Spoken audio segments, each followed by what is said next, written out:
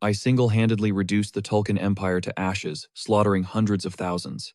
Revenge was mine, yet it couldn't bring my sister back. Not even my master could fix this void. If only I could rewrite history.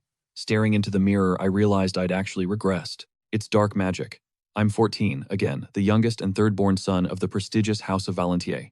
I wasted away in the gardens while my father questioned my very legitimacy. Only Ron, our loyal butler, showed me any kindness.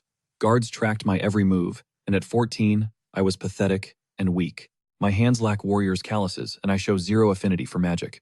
To put it bluntly, I'm the Valentier laughingstock, totally useless. But my future knowledge changes everything. Suddenly, a sharp sting hit my neck. Instinctual fear made me shudder. My older brother had arrived to torment me again. Fallon Valentier was the sole reason. I never touched mana. He swore to kill me if I ever dared to learn magic or swordsmanship. Even, the household servants mocked me behind my back. What a joke. The only person in this family I ever trusted was my sister, but she couldn't inherit, and the monster who exploited her stands right before me. Enraged, Fallon swings a heavy punch, but I catch his arm midair. The guards are stunned. With a quick pivot, that idiot slams hard onto the dirt. Time for some free humiliation. Fuming Fallon flares his aura. I knew right then the guards wouldn't lift a finger to help. Suddenly, Ron steps in. He takes a brutal blow to the face and collapses. Is he helping or just interfering? I respected Ron's loyalty. My moron brother started barking threats again, but he's nothing but pure trash. So, I dared him to try me. Livid, he lunged with his blade, but losing wasn't an option today. I closed the gap, whispering that it was time for his discipline. Fallon tried fleeing, but I locked a technique on his skull. Every ounce of humiliation returns to him today. One move, and the idiot was already drooling. Then, he blacked out. The guards flinched, but one cold warning kept them frozen in place. Perfect. Now it's your turn. I grabbed him by the hair, dragging his heavy, bloated body like a rag doll. It's a scorcher today, so I decided to help my dear brother cool off. The bastard was too shocked to even trigger his mana defense. As I dunked him, memories of his future atrocities flooded back. Right, after my sister's wedding, he betrayed our father and murdered him to seize the title of Marquis. He systematically dismantled our family, spitting on the noble sacrifice my sister made for us. That gentle soul was handed to the fourth prince, a notorious monster. But back to reality. This rat finally found his voice whimpering for mercy like a terrified child. But I've seen that face countless times in my past life. It's the look of someone tasting death. Today he'll learn what family means. Just as I was about to break him, Ron begged me to stop. I understood his silent plea. Seeing his nose looked a bit itchy, I gently slammed it against the fountain's stone edge. Problem solved, no more itch and barely a nose left. I ordered the guards to clear this trash. They needed to move while he was still breathing. Naturally, the news spread like wildfire through the estate. Everything flipped upside down. Fallon is my half-brother and the designated heir to the massive Valentier fortune. But there he was, laid out cold after I cracked his skull open like a summer coconut. The patriarch soon caught wind of the chaos and summoned me immediately. The entire mansion was in a panic. Everyone stared with judging eyes while pretending I didn't exist. When I reached the patriarch's study, the guards tried to block my path, acting like I was invisible. So I kicked one squarely in the shin. Hard to ignore me now, right? Since they still refused entry, I just turned and walked away. If he wants me, he can come find me himself. Surprisingly, the head of the family just laughed, realizing his youngest son had changed. I waited calmly in the garden, soaking in the peace. It didn't take long for the storm to arrive. The whole entourage appeared with the patriarch leading the way. I loathe him for his insatiable greed, for forbidden powers. He sold my sister and plotted my death. I'll never call this man father. I gave him a cold welcome. Why, he demanded. I simply smirked and asked, why what? His gaze sharpened. His wife began barking about my lack of respect. Suddenly, the patriarch's overwhelming aura flooded the garden. He was scanning me for a mana heart. Finding nothing, he concluded I simply possessed raw martial talent. He demanded to know why I kept him dark. I told the lunatic I just didn't want to, making him even angrier. The patriarch saw my value, which disgusted me. I'm no son of his if utility is all that matters. I asked if he expected me to call him father. He countered, but I truly couldn't care less. I said exactly that. Everyone froze in shock, but he just turned away without a hint of rage. He'd heard enough. Here I am treating the great house head like total trash without a second thought. He isn't even mad. Why show up? Then I have plans I can't share with you just yet. Remembering his stepmother, Jack throws a jab, noting how many wrinkles she's gained after everything. He told her to take better care. Her face burned with rage, nearly snapping her fan in half. All because of an insolent brat. Jack smirked. That woman had never done a single thing for him. That look of hers was deeply satisfying. He rose, bowed, and asked them to pass on his regards. To the second son, ironically. Back in his room, the butler delivers the heavy news. Jack Valentier, the third son, has been sentenced to 20 days of solitary confinement for stirring up chaos. Suddenly, Ron hesitates, asking what went down while he was away. Jack tells him to shut it. He knew Ron would have stayed silent even if Phylan hit him. Why get angry now? Pausing his drawing, the boy wonders how interesting this isolation will be. Exiled to the Rose Garden already, he couldn't imagine what would be different in reclusion. Just another room for his thoughts. The butler notes the academy starts in less than a month. He's being locked up as the break ends. Jack stands frozen, completely blindsided by the news. He'd totally forgotten his studies, having lived a completely different life for so long. He's 14 now, meaning attendance at the Imperial Academy is strictly mandatory. Every aristocrat in the Tesland Empire must study there unless they have a physical disability. Daily in-person attendance is required for 4 years, starting from age 14. Jack was still a first year. The first semester ended, and summer vacation was just beginning. It felt weird being a student again. Plus, his teacher was directly linked to the academy. He could skip any class except hers. He wouldn't waste more time arguing with his father. Rationally, studying was his only option. There were only 27 days of vacation left, 20 days in jail, 6 traveling. In other words, he was being shipped off to school, sent straight from prison. He struggled to understand his past self. With a weary look, Ron asked if the young master was done painting. Jack stood and touched the easel. Where would he be confined? The servant's silence annoyed him, so he asked again firmly. The blonde explained there was only one place for the condemned, the prison for common criminals. Jack was stunned and unsure. Am I really being thrown into a criminal prison? The answer was yes. Not a shock, but a shout of frustration escaped him regardless. He couldn't believe that senile old man did this. The academy vacation was no rest, just an extension of the obvious. Phylan used to attend high society social events. He met noble families and vassals. Jack never even had a taste of that life. He didn't care for Marquis business, but his relatives' words fumed him. He had no place. Not here, not anywhere. Now he's locked in a filthy cell because of that old idiot. The boy decided to head to the dungeon alone, without an escort, saving his last shred of dignity. Ron's expression was strangely pitiful as he left, drying his tears with a silk handkerchief. He looked at Jack like a lost kitten, while Jack just told them to hurry up. He still had it better than most inmates, a bed, a bath, and 3 meals daily. But what's the point in a tiny cell, with a blanket unwashed for 50 years?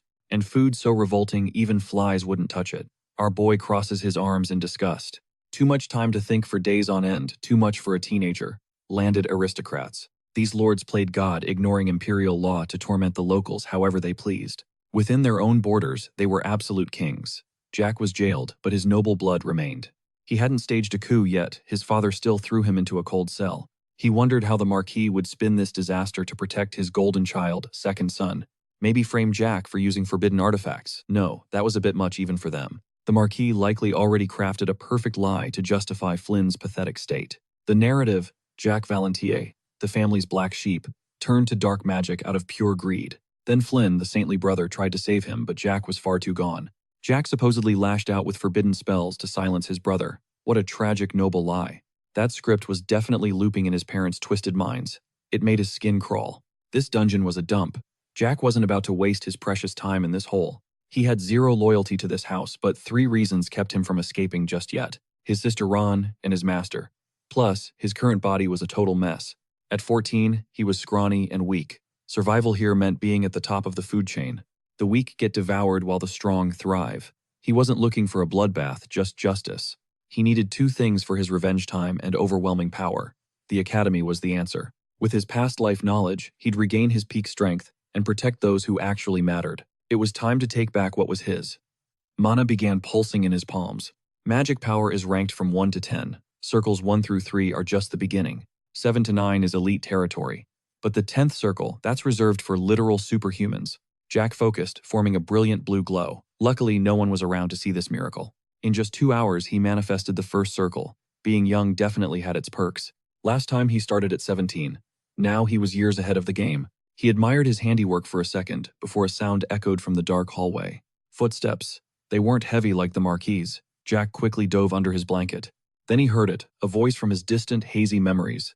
He sat up instantly. Standing behind the iron bars was his sister Elizabeth, her eyes brimming with tears. She reached out, her voice trembling as she asked if he was okay. Seeing her kind soul again brought Jack to the verge of tears. She actually came. Jackie. Hearing that old nickname was like music, he smiled, reassuring her he was fine. Elizabeth was worried sick. Why would you use forbidden magic? I would have taught you myself. Jack apologized, but she pivoted, asking why he'd returned home so early. His silence made her uneasy. Jack, tell me the truth. Are you really okay? He just wiped his eyes and gave her a genuine smile. I'm just happy, Elizabeth. She looked at him like he'd lost it, happy in a filthy, freezing cage. I'm just glad this isn't a dream, he confessed. I've missed you so much. Her eyes widened. Then Jack turned deadly serious.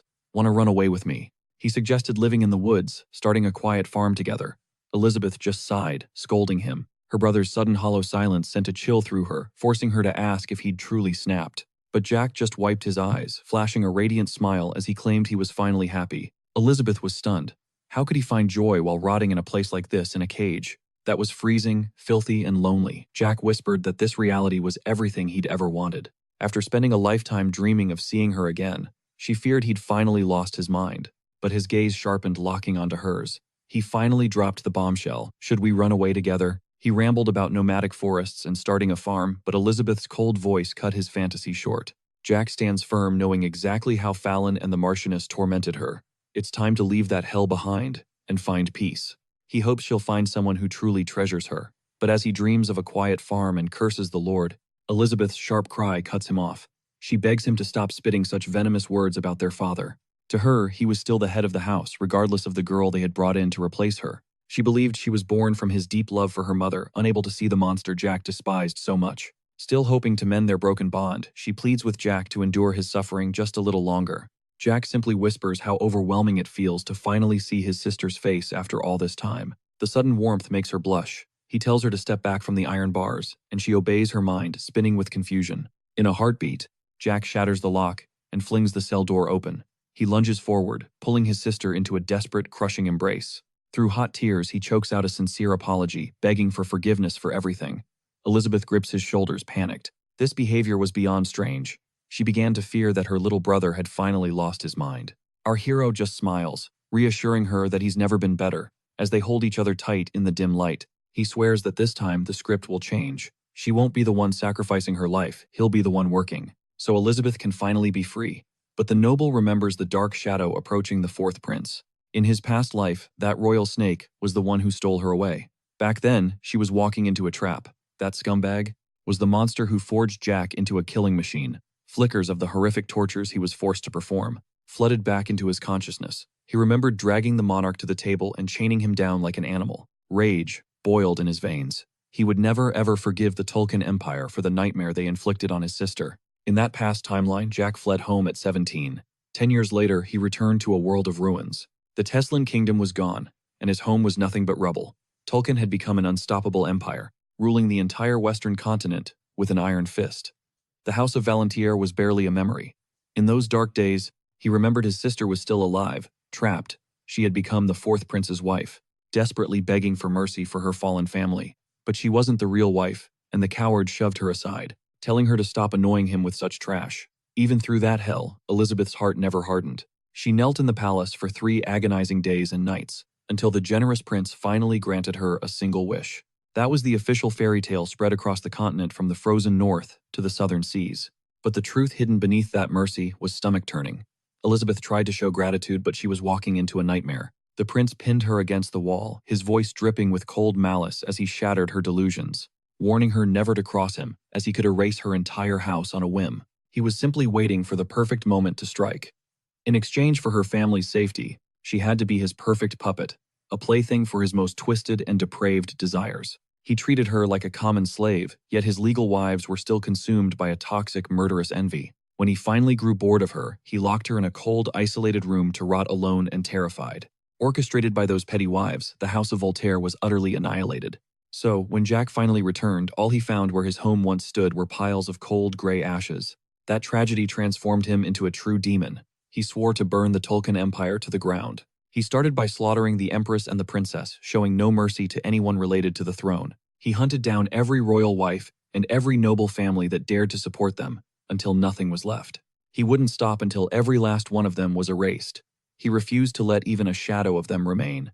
Now back in the present, Jack looks at Elizabeth in her cell, swearing he won't let history repeat itself. But the girl is oblivious to the blood on his soul. She just worries for her brother, asking him to behave for their father. He gives a slow, determined nod, promising her that he will handle everything from now on. This time he'll do whatever is necessary.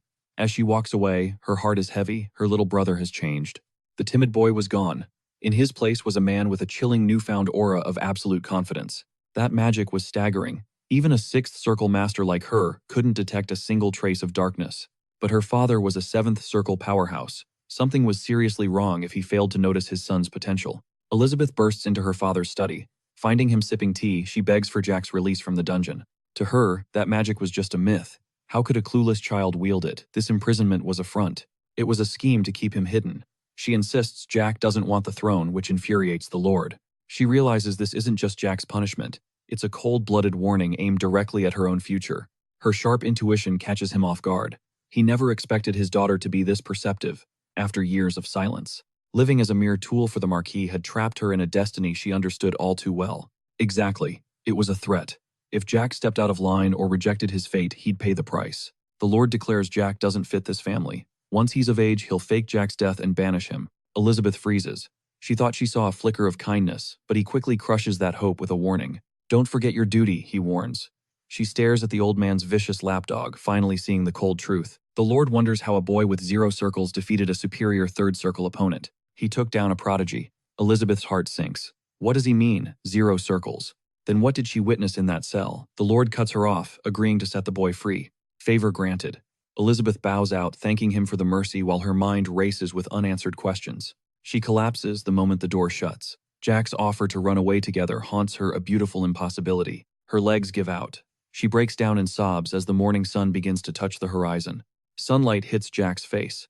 He spent the night haunted by vivid memories of his past life's brutal end. Maybe it was the new cell, but there's no time to think. A guard arrives to announce his freedom. Jack smirks, joking that he was actually starting to like the suite. The guard holds out his fresh clothes. Jack offers a mock thanks. But when the guard refuses to give back his boots, claiming none are available, Jack's patience evaporates instantly. He snaps at the guard, demanding to know what he's thinking. Do you think we're buddies? The guard fumbles an apology, but it's already way too late for excuses. Mana surges into Jack's fist with terrifying intensity. Without a second thought, the boy strikes with cold-blooded precision. He teaches the servant a lesson. Later, Jack dresses up to finally return to the palace gardens.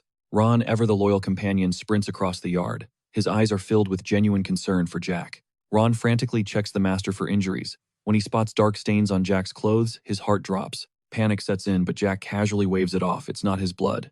Yet his gaze shifts to the perimeter. Security has tripled. Jack notices an unusual amount of soldiers. The butler quickly explains the new situation. 10 elite infantrymen and a high-ranking squire from the Iron Blood Knights have been deployed to guard the Marquis. One squire stands out clad in shimmering plate armor with a face as cold as the steel he wears. Poor guy, Jack mutters. A talented knight wasted on babysitting duty for some pampered noble brat. He definitely didn't sign up for this. Sensing Jack's stare, the knight's posture tenses as their eyes meet. Jack realizes this blonde knight probably knew about him since his time in the dungeon. The tension is palpable. The knight approaches with a stiff bow, wasting no time before questioning the young master about the prison incident. Tell me what happened back there, he asks. Jack is stunned. This guy is surprisingly well-mannered for a soldier. The blonde knight clarifies that a recent report claimed the boy had brutally maimed a prison guard. Ripping out fingers and an eyeball, Ron is outraged, immediately jumping in to defend his young master's reputation. He swears Jack is incapable of such violence. But the knight stands his ground, demanding the truth. Jack cuts him off with a dry, insulting laugh. The squire's face darkens as the boy's disrespect hits home. Sure, Jack sneers, treating the word like trash. He begins sizing up the knight's aura and strength. Judging by his flow, he's likely a fourth circle warrior. Jack smirks and decides to drop a truth bomb. I expected a mere watchdog to know its place. The knight frowns, complaining that the boy's words are harsh. Jack doesn't see the big deal, but Ron scolds him. To Jack, a servant's only purpose is to obey. Stick close and keep a sharp eye on him. Handle everything, even the cleaning, in whatever time you need. But don't you dare speak to the young lord. Since he's desperate to be a knight, Jack tells him to just stay put and pray. To avoid more drama, the knight bows his head in total submission, begging the young master for forgiveness. That deep bow brings a smirk to the boy's face. He's thrilled with his newly trained and obedient lapdog. Spinning on his heel, Jack ends the chat and orders the squire to report back with the final results. Mess handled. He tells him to take any complaints straight to the Marquis. Oh, and his new nickname, Little Chick? He better come running when Jack calls that name. Finally, he and Ron head back to the palace, leaving the chick behind. In the heavy silence, Jack's stomach lets out a massive roar. He turns to the butler with a serious request. He's craving some high-quality meat. Without a second thought, the servant promises to satisfy his every wish. An epic feast is whipped up just for him instantly. Jack digs in, finally silencing his growling hunger. He can't help but praise Ron's legendary cooking skills. Seeing the tension on Ron's face, Jack tells him to just spit it out. And stop staring at me like that. But Ron hesitates. With a sly grin, Jack offers the man some meat, suggesting they eat together. The butler freezes. How could a mere servant like him dare to share a table with the young master? Jack tells him to drop the lecture and just sit. They have serious business to discuss, so the man finally gives in. He takes a seat with the young lord and gets straight to the point. Jack asks about his sister's current condition. Ron says Elizabeth is her usual self. Jack's eyes sparkle with fake innocence, but his words start cutting like a blade. He makes it clear that Ron is an idiot. Out of everyone, Ron should know exactly how much his sister has been suffering. The butler trembles. He tries to continue his story, but Jack cuts him off to praise the delicious food once again. This flavor, it reminds him of his childhood, back when he could eat without a single worry, all thanks to the butler. Ron was always there, checking every ingredient for poison. The butler is stunned that Jack actually remembered that. But Jack isn't done dropping bombs yet. He knows another secret that Ron actually belongs to a very specific group, a member of the hidden circle of male mages. Once again, Ron is caught completely off guard by his knowledge. Jack knows everything, he continues. Since you were always by my mother's side, you must know the truth. You must know, but I have no idea who my biological mother was since she passed when I was born. Since everyone says Elizabeth is her spitting image, Jack figures his mother must have been a saint. That was his honest belief. He confirms that Ron was his mother's secret guardian, protecting her from the shadows. Her escort was a high-level mind circle mage. If this were a novel, Jack would have called it unrealistic and quit. But this was his reality. He remembers his past life fleeing home with the butler by his side. Assassins sent by his own father were hunting them down. It was a stormy night, and the tension was suffocating. Those killers were likely from the Iron Blood Knights, just like that girl from earlier. The Marquis sent them to erase his own son. Back then, their leader was a monstrous Ninth Circle swordsman. Ron sacrificed everything to save Jack, unleashing a terrifying explosion of mana against their pursuers. Jack admits he was terrified when he realized Ron was actually the legendary Ninth Circle mage from the past. He was the one who accompanied his mother. Jack knew she was no ordinary commoner, a secret even the Marquis was clueless about. Maybe even Ron didn't know. But Jack decides he'll keep living his life without digging up those old secrets. All that matters is who Ron is in the present. After that long explanation, the man asks what the young master wants. Jack explains that he only trusts Ron and his sister. That's why he needs Ron to watch over her. It's a strange request since Elizabeth is already a Sixth Circle prodigy at only 18 years old. She's more than capable of protecting herself. However, Jack knows her heart better than anyone. Jack argues that she's far too kind, the type of person who'd sacrifice her own life for the sake of others. A life of sacrifice isn't what she deserves. It's exactly what the Marquis wants to exploit. He reveals he's leaving for the academy early tomorrow. He won't be back unless a major disaster strikes. He'll be gone for 4 long years, and he needs someone he can trust to guard his sister during that time. After that, Ron is free to do whatever he wants with his life. Ron looks down, confused by Jack's words. Jack clarifies he doesn't want Ron hiding in his shadow anymore. He wants him to discover his own true purpose. The servant's curiosity piques why exactly 4 years at the academy. Jack claims only then could he truly protect Elizabeth. But from whom? Before he can explain, a sudden intruder bursts in, shattering the silence. Even at this crucial moment, he couldn't just kick the little chick out. James arrived to report the guard was patched up and sent for treatment. Jack fakes concern, prompting the blonde to vent about the guard's accident. Apparently, he fumbled during training and dropped a dagger into his own eye. Jack praises the good work and asks if the Marquis's puppy wants a bone.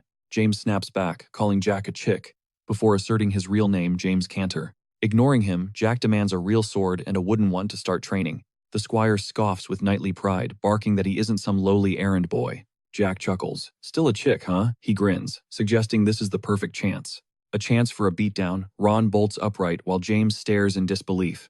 Jack shows off his soft, inexperienced hands, claiming he's never held a blade. He invites James to land as many hits as he wants in a duel. You want me to be your master? James asks, but Jack just laughs. That's the third funniest joke he's ever heard. He orders James get the swords. Once James leaves, Ron worries, is Jack ready for a fourth circle opponent? Jack isn't fazed.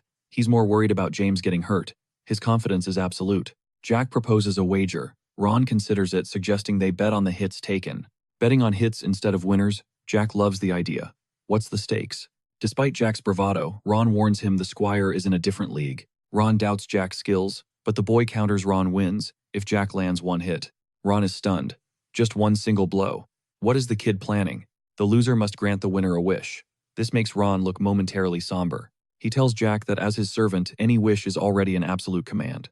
That loyalty only makes Jack want to tease the poor butler even more. Jack points at him, declaring Ron and his sister are the only ones he trusts. Pointing forks is rude, Ron scolds, but his eyes shine with secret joy. With an innocent face, Jack explains he doesn't give orders to those he trusts. He only asks for favors. Ron's heart melts. How could he ever say no? Suddenly, James stumbles back into the room and drops to his knees, begging. He begs Jack to reconsider. Plenty of punks disrespect Jack, but this is different. Insults are one thing, but actually laying hands on the master, that's a line. Jack realizes the guard is terrified of the fallout, which is why he's groveling. Jack coldly asks for a private spot, away from prying eyes oozing dominance. He taunts James as the big bad squire, afraid of losing to a teenager. So, you're sure you'll crush me, right? Jack asks, reading the blonde's arrogant face. James's silence says it all. Jack turns to Ron, asking for a secluded training ground. Though startled, Ron cannot lie to his master, and reveals the perfect spot. A secret basement at the back, packed with pristine weapons and training gear. Jack asks if Ron trains here, but Ron says his mother built this. Jack is confused. If it's for him, why didn't he know it existed? Simple Jack never bothered to train. Yet despite the neglect, it's spotless. Someone clearly maintains it with care. Jack smiles, thanking Ron for everything. The man looked pretty smug about his handiwork. Finally, his sharp gaze shifted toward the trembling boy. He demanded the training sword. The blonde squire hesitated, clearly unsure about this. But the kid kept the pressure on. Reluctantly, he handed over the weapon, his voice still shaking. The squire noted that our hero moved like a seasoned pro who'd lived by the blade. Jack just smirked. If he piled up every soul he'd reaped in his past life, they'd literally touch the stars. He thanked him and told the knight to quit holding back. Wooden swords or not, the clash began. Jack effortlessly toyed with his opponent, making him miss. Then, with surgical precision, the protagonist pressed the tip of his wooden blade against the knight's throat. James froze, unable to process how he'd been humbled so fast. Ron snapped the young lord back to reality, warning the boy about the weight of his actions.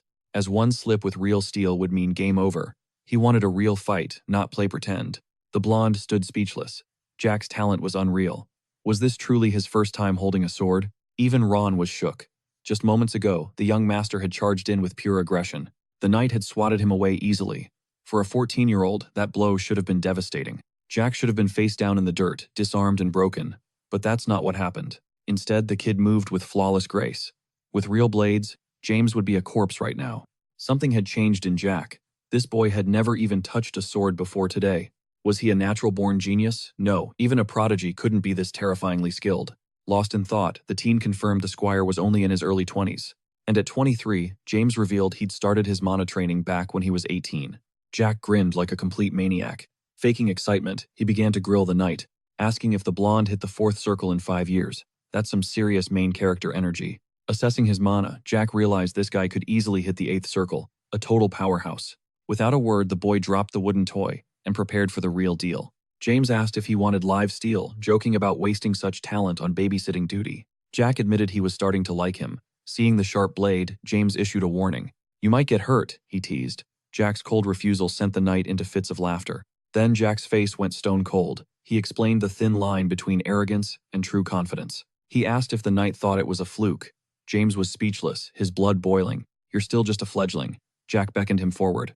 It was time for round 2. Teeth gnashing in pure rage, the knight lunged forward, letting his emotions take control. Such a rookie mistake. Falling for bait like that only proved how weak he really was. Once again, James was disarmed. The young master's cold steel was resting right against his chin. Jack smiled sweetly. That's loss number 2. The knight was drowning in pure confusion. He demanded answers, but Jack just played dumb, claiming he simply nudged the blade's path. James pushed for the truth. Flexing hard, Jack called it a high-level advanced technique. Shaken to his core, the knight gripped his real sword, desperate for a final showdown. Meanwhile, our hero looked at Ron. The bet was won, and Ron silently nodded in agreement. When asked for his orders, Jack's request was simple: protect Elizabeth with everything you have. He needed to know if his servant was truly capable. Ron froze the weight sinking in, but he vowed to risk his life. Back in the fray, the knight declared this time would be different. Jack readies his stance, circulating his mana. His opponent was still surging with power as well. The squire demanded full effort, but on the first strike, James was shut down instantly. Jack's mana pierced his skin like needles, dropping him instantly. Jack pinned him with a boot. Terrified and broken, he gasped. How could a mere first-circle kid possess such monstrous power? How could he wield such insane power? Pure chaos erupted as a mere first-circle mage actually crushed him. The secret was actually quite basic.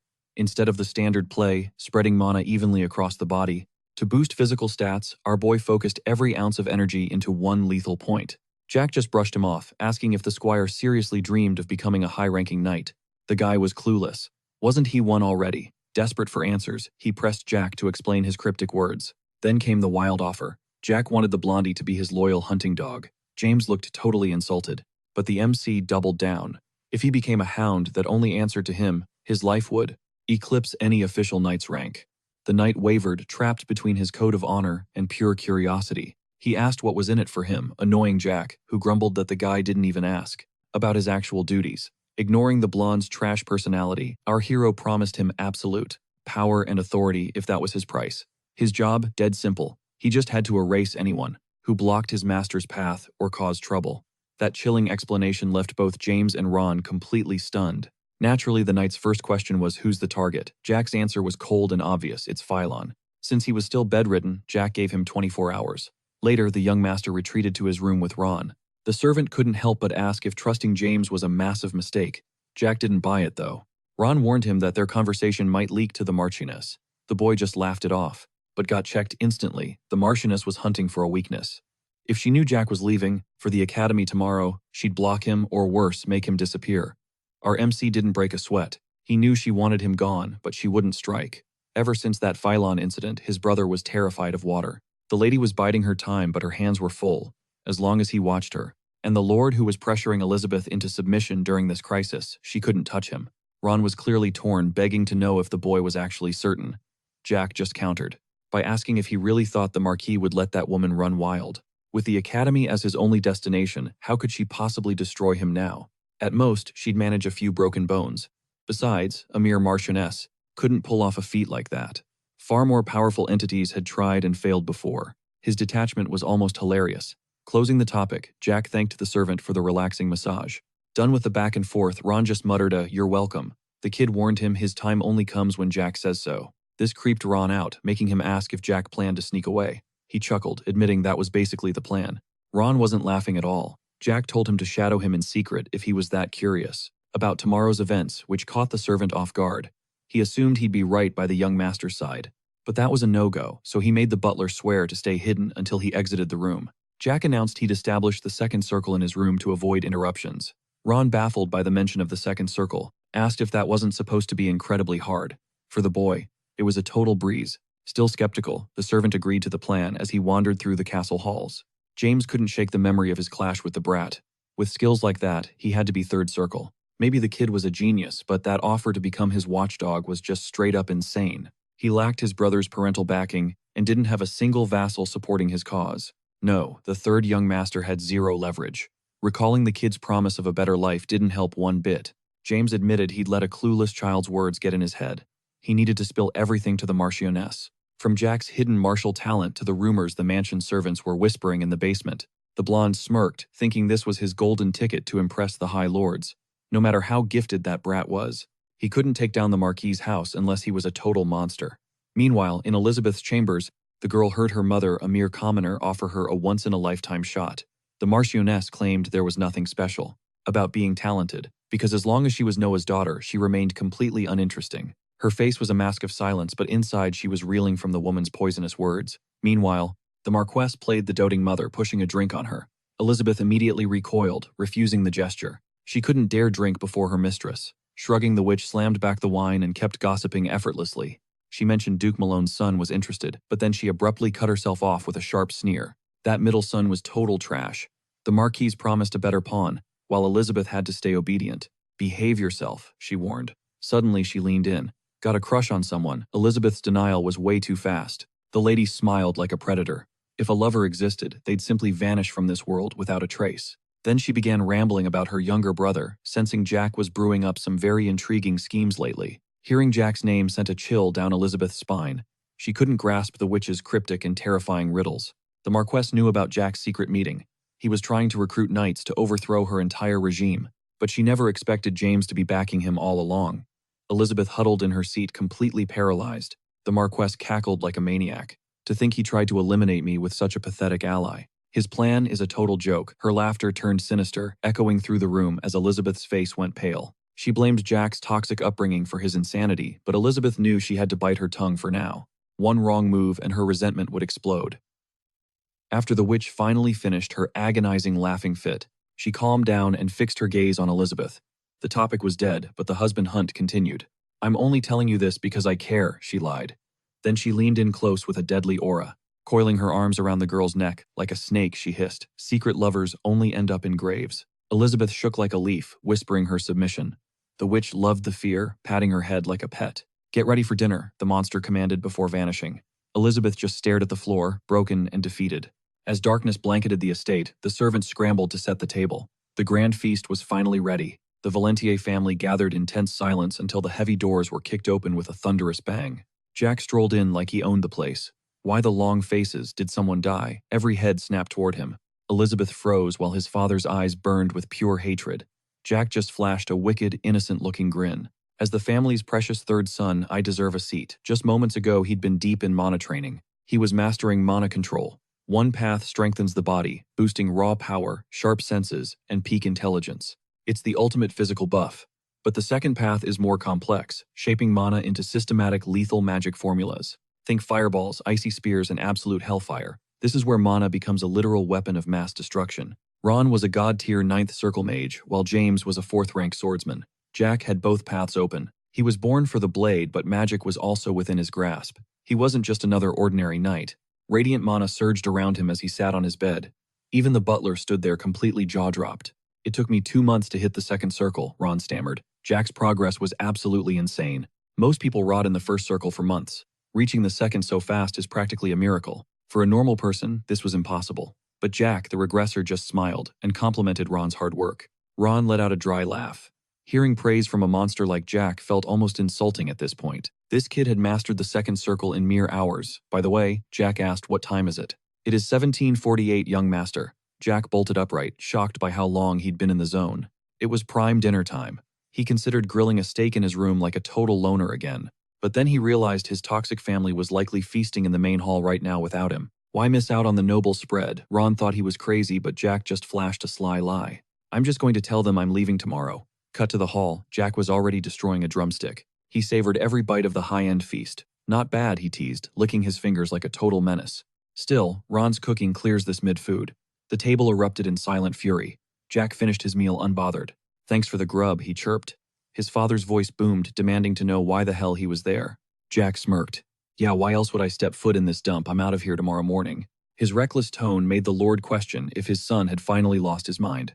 Unfazed, Jack kept poking the bear, asking why his father wore such a bizarre expression. The air turned thick with hostility. Elizabeth pleaded with Jack to talk outside, desperate to offer him anything his heart desired. But the Marquis cut her off. Amidst the suffocating silence, he demanded the boy speak his piece once and for all. Jack declared his departure for the academy tomorrow, unable to stomach the mansion's toxic atmosphere any longer. Despite his boiling rage, the Marquis gave the green light. Yet Jack wasn't seeking permission. He was just avoiding a pointless brawl. Jack smirked, satisfied with his father's blessing. With that settled, he leaned back, feeling dangerously comfortable. He turned his gaze toward his brother, who visibly shuddered. Swirling his wine, Jack mentioned hearing that Phylon couldn't even take a sip of water due to his newfound phobia.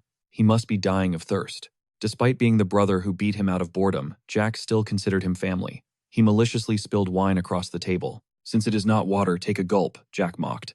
Phelan recoiled in terror, nearly tumbling off his chair. The Marchioness exploded, screeching about his insolence and demanding how he dared to pull such a stunt. Jack simply turned his back, his message delivered. To him, her shrieks were nothing more than a stray dog barking. He exited into a heavy silence, certain his words would haunt the halls of this mansion for ages. Fueled by pure spite, the Marchioness vowed this disrespect would not stand, but Jack only laughed in her face. "I will be waiting," he teased, while her hysterical curses echoed through the heavy doors behind him. She was out for blood. In the corridors, maids whispered frantically, struggling to process the madness they had just witnessed. They focused on scrubbing the wine-stained cloth instead. Despite the woman's threats, the night passed in eerie silence. Nothing happened except for a scolding from Elizabeth. On departure morning, Jack marveled at how simple-minded they all were. The event preparations were hollow. Despite the flashy exterior, it was just a fancy place to sit and rot. Leading the march was Ryzen, a 6th Circle knight who watched Jack with deep, suspicious eyes. It felt like he was hiding a sinister scheme. To make matters worse, James was also joining the carriage ride. Anxious for his safety, Elizabeth offered to accompany him, but he shot her down. Her worry only intensified. Sensing his stepmother's trap, she insisted on going. But Jack, stubborn as always, told her to drop it. He promised things were changing for the better. Besides, he knew the family could not break her anymore. Dejected, she trailed him on horseback until Jack finally told her to turn back, questioning her persistence. "How much longer will you follow?" Elizabeth finally gave in, pleading with him to stay safe. Ron watched her leave with heavy eyes. The butler's voice trembled as he asked if the young master was truly sure. With the main house feeling like a tomb, his face mirrored Elizabeth's dread, earning him the same stoic answers. Jack reminded him of yesterday's vow, a task for today. That promise had haunted the servant all through the night. Along the path, Ryzen eyed their interactions with cold suspicion. Once Ron gave the signal, Jack insisted the butler watch over his sister, sending him away so she would not be left vulnerable. He obeyed, wishing him luck. The servant would track them from the shadows to see what went down. He treated today as a reward for the butler who had always bled for his sake. The cozy interior made him yawn, so Jack decided to catch some sleep during the long trek. Seeing him drift off, Ryzen's gaze turned icy, hiding a dark intent. The journey dragged on until twilight. He stayed passed out until the sky turned pitch black. Jack awoke, demanding why no one had bothered waking him. Spotting the servants setting up, he realized they were camping. James approached the brat, setting off Jack's alarm bells. Their eyes locked in a fierce standoff until Jack smirked. "So my little chick actually did it," he mused. He had snitched to the Marchioness. Now, surrounded by guards, Jack was pinned down with nowhere to run. With the trap sprung, Ryzen noted the Marquis would not be talking, but the kid urged him to at least try. He promised to listen well. The silver-haired man grinned, revealing their 4-day journey. To the academy involved camping every night. Oddly enough, Jack did not seem bothered at all. That was until the man shot him a pure psychopathic glare. The air turned bone-chilling under the moonlight as Jack's fate was sealed in that lonely camp. He cold-bloodedly promised to grind Jack's bones to dust every night, only to heal him with a recovery potion afterward. Jack didn't even flinch. Unfazed by the brutal explanation, he calmly told the man to keep going. Rasan revealed the Marchioness had one more twisted order. Since everyone knew about Jack's secret mana circle, she wanted it shattered completely. Hearing this, a chilling smirk stretched across that bastard's face. It definitely grabbed his attention. After all, destroying a mana circle was basically a slow death sentence. Even if he survived the reconstruction, the odds of regenerating his mana were literally 1 in 1,000. Worse yet, the sheer shock of the destruction could leave him paralyzed and bedridden for life. The villain sneered, claiming James had already spilled everything. Word was, Jack was a genius with the blade. He mocked Jack, saying that while others might be impressed, raw talent wouldn't change his fate here. He warned the boy not to struggle, as resisting would only make the agony much worse. But Jack knew this dark vibe all too well. Watching the terrified guards, he felt like he'd returned home. Deep down, he was still the legendary sword phantom, regardless of the peaceful life he tried to lead. Past scars burned in his soul. He looked at the butler and mentioned his 10-year imprisonment in the mountains. The guards were lost, but he continued speaking of the mysterious master who taught him every ultimate technique. Everything changed when he descended. His family and kingdom had already crumbled. Honestly, he didn't give a damn. His cold, calculated words left the guards baffled. They demanded to know what he was even yapping about. Jack didn't bother answering. Instead, he unsheathed his steel, his mind set on a specific goal. He thought of Elizabeth. She was brilliant and gifted. Surely she deserved a better fate than their family. Maybe she'd find a decent husband. Meanwhile, at the palace, the young lady stared at the sky, praying. She tried to believe her brother was safe. If she could just be happy, Jack would forgive everything. The men burst into laughter, taunting him. They thought he'd finally snapped from the overwhelming terror. They claimed resistance was futile in this trap, yet Jack kept stepping forward with a murderous glint. He whispered that revenge is a delicacy, a sweet, addictive poison that could drive any man into madness. He agreed with the captain on one thing: a mere spark of talent wouldn't save anyone's neck today. They thought he'd just endure Rasan's torture, but Jack began channeling every ounce of mana nearby. With eyes full of hate, he declared that his overwhelming power would be their absolute undoing. "Watch closely," Jack hissed. Suddenly, his mana circle erupted with the violent intensity of a hurricane.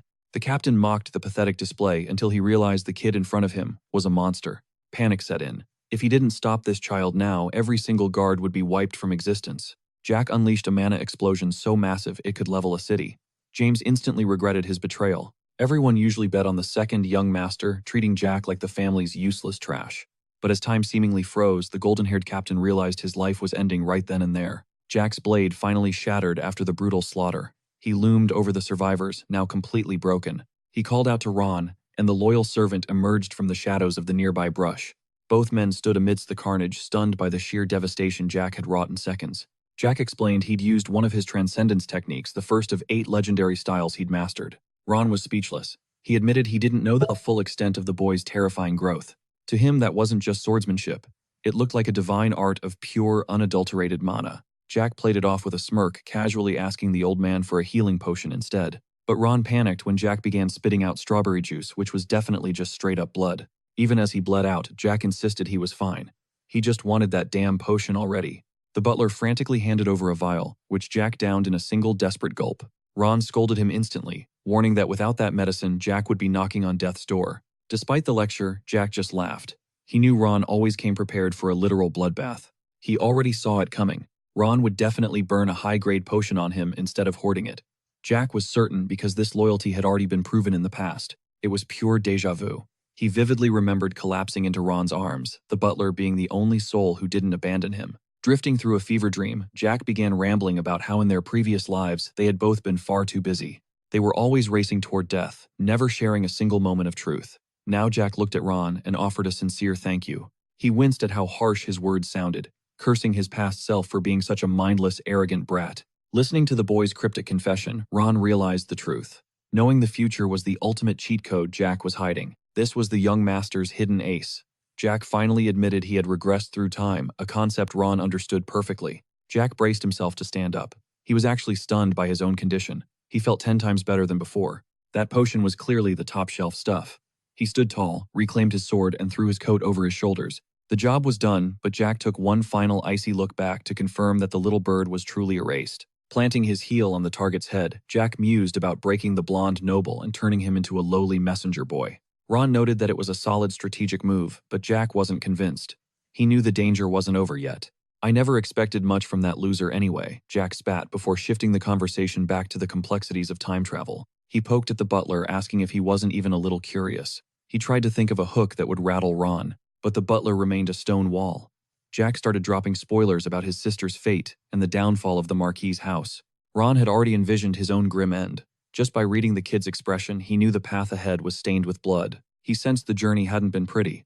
Jack teased that he'd spill all the secrets, but only if Ron showed some genuine curiosity. He mocked the butler's stoicism, but the old man calmly explained that some things are deeper than just simple curiosity. This annoyed Jack to no end. "Stop being so obtuse," he barked. Then the real question dropped: what was Ron's own fate? Ron admitted he had his doubts, but figured he'd survive anyway. With a flicker of discomfort, the butler finally spoke up. He didn't think he was the type to die early, but his composure shattered when Jack described his exact final moments. That was precisely how he died. For the first time, the legendary butler felt a genuine chill of intrigue crawl down his spine. "Don't get all depressed on me now," Jack muttered, ending the heavy talk. He climbed into the carriage to escape the tension. He needed to crash for a bit. As Jack sprawled out on the seat, Ron moved like a shadow toward the perimeter. He approached a guard, who was miraculously still breathing. With a swift, silent motion, Ron put him into a permanent sleep. He wondered if sword was even the right word for a weapon that had just vaporized 25 elite knights. These were high-level warriors. Every single one had their heart pierced, yet there were no signs of a traditional blade strike. The wounds didn't match any known steel. Ron surveyed the carnage again, trying to decode the source of Jack's terrifying power. Looking at the bodies littering the dirt, he wondered what kind of hellish life the boy must have lived before. He worried if they'd truly make it. Suddenly, Jack bolted awake, drenched in a cold sweat and gasping for air. Ron's voice cut through the panic. He asked if the boy was really okay despite having consumed that high-grade potion. Realizing where he was, Jack dropped the act. He was still in massive pain, and Ron offered a knowing silent nod. The butler handed over a heavy pouch. He explained he'd taken the liberty of looting the fallen knights while Jack slept. He'd secured 5 premium potions, 63 gold pieces, and 40 common coins.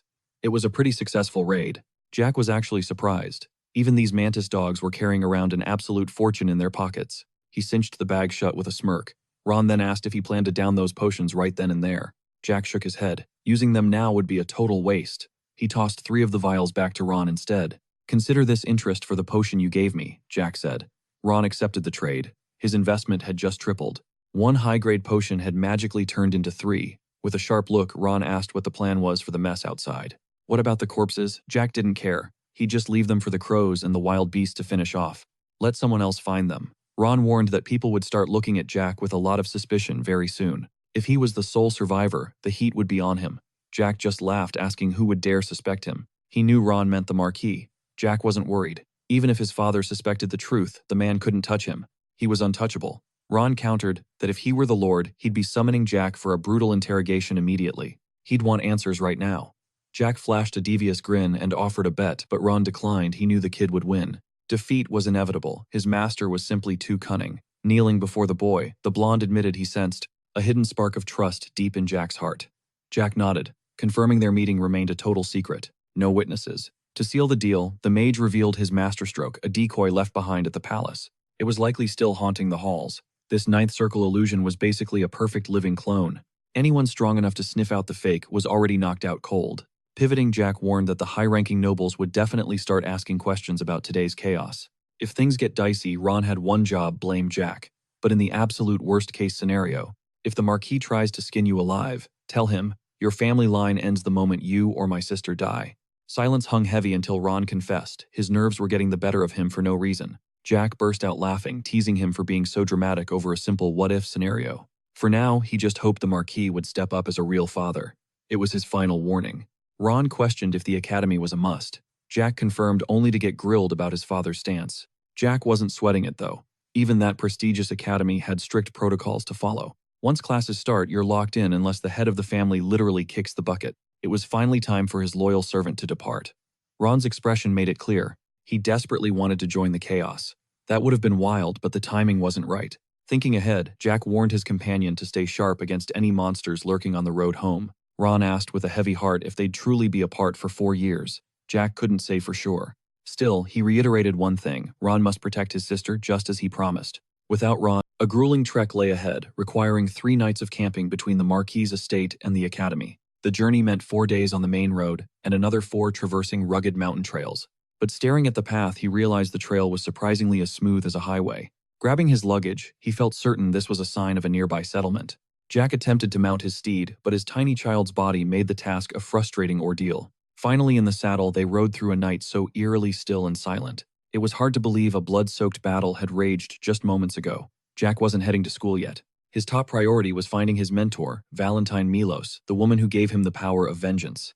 She turned him into a man of honor, despite being a forgotten master of the ultimate forbidden arts, a name whispered in fear by survivors. As he rode, he wondered why his heart was racing so intensely. Reaching the Arbella barony, a vassal territory, our protagonist spotted a cozy-looking inn at the town gates. He debated staying the night while 3 local kids chatted nearby with bright, happy smiles. Judging by their expressions, this place was a sanctuary. Stepping inside, he found a bustling crowd of travelers. He spotted a stray pup begging for scraps and sat at a corner table, giving the little guy a pat. He hoped for a quiet meal without any thugs picking a fight. Suddenly, a voice called out to him. A cheerful girl remarked how rare it was to see such a young traveler riding solo. She offered him food and a bed, though her rugged gear made her look more like a mercenary than a waitress. Ignoring her warrior-like appearance, Jack handed over 3 coins and requested a light, simple dinner.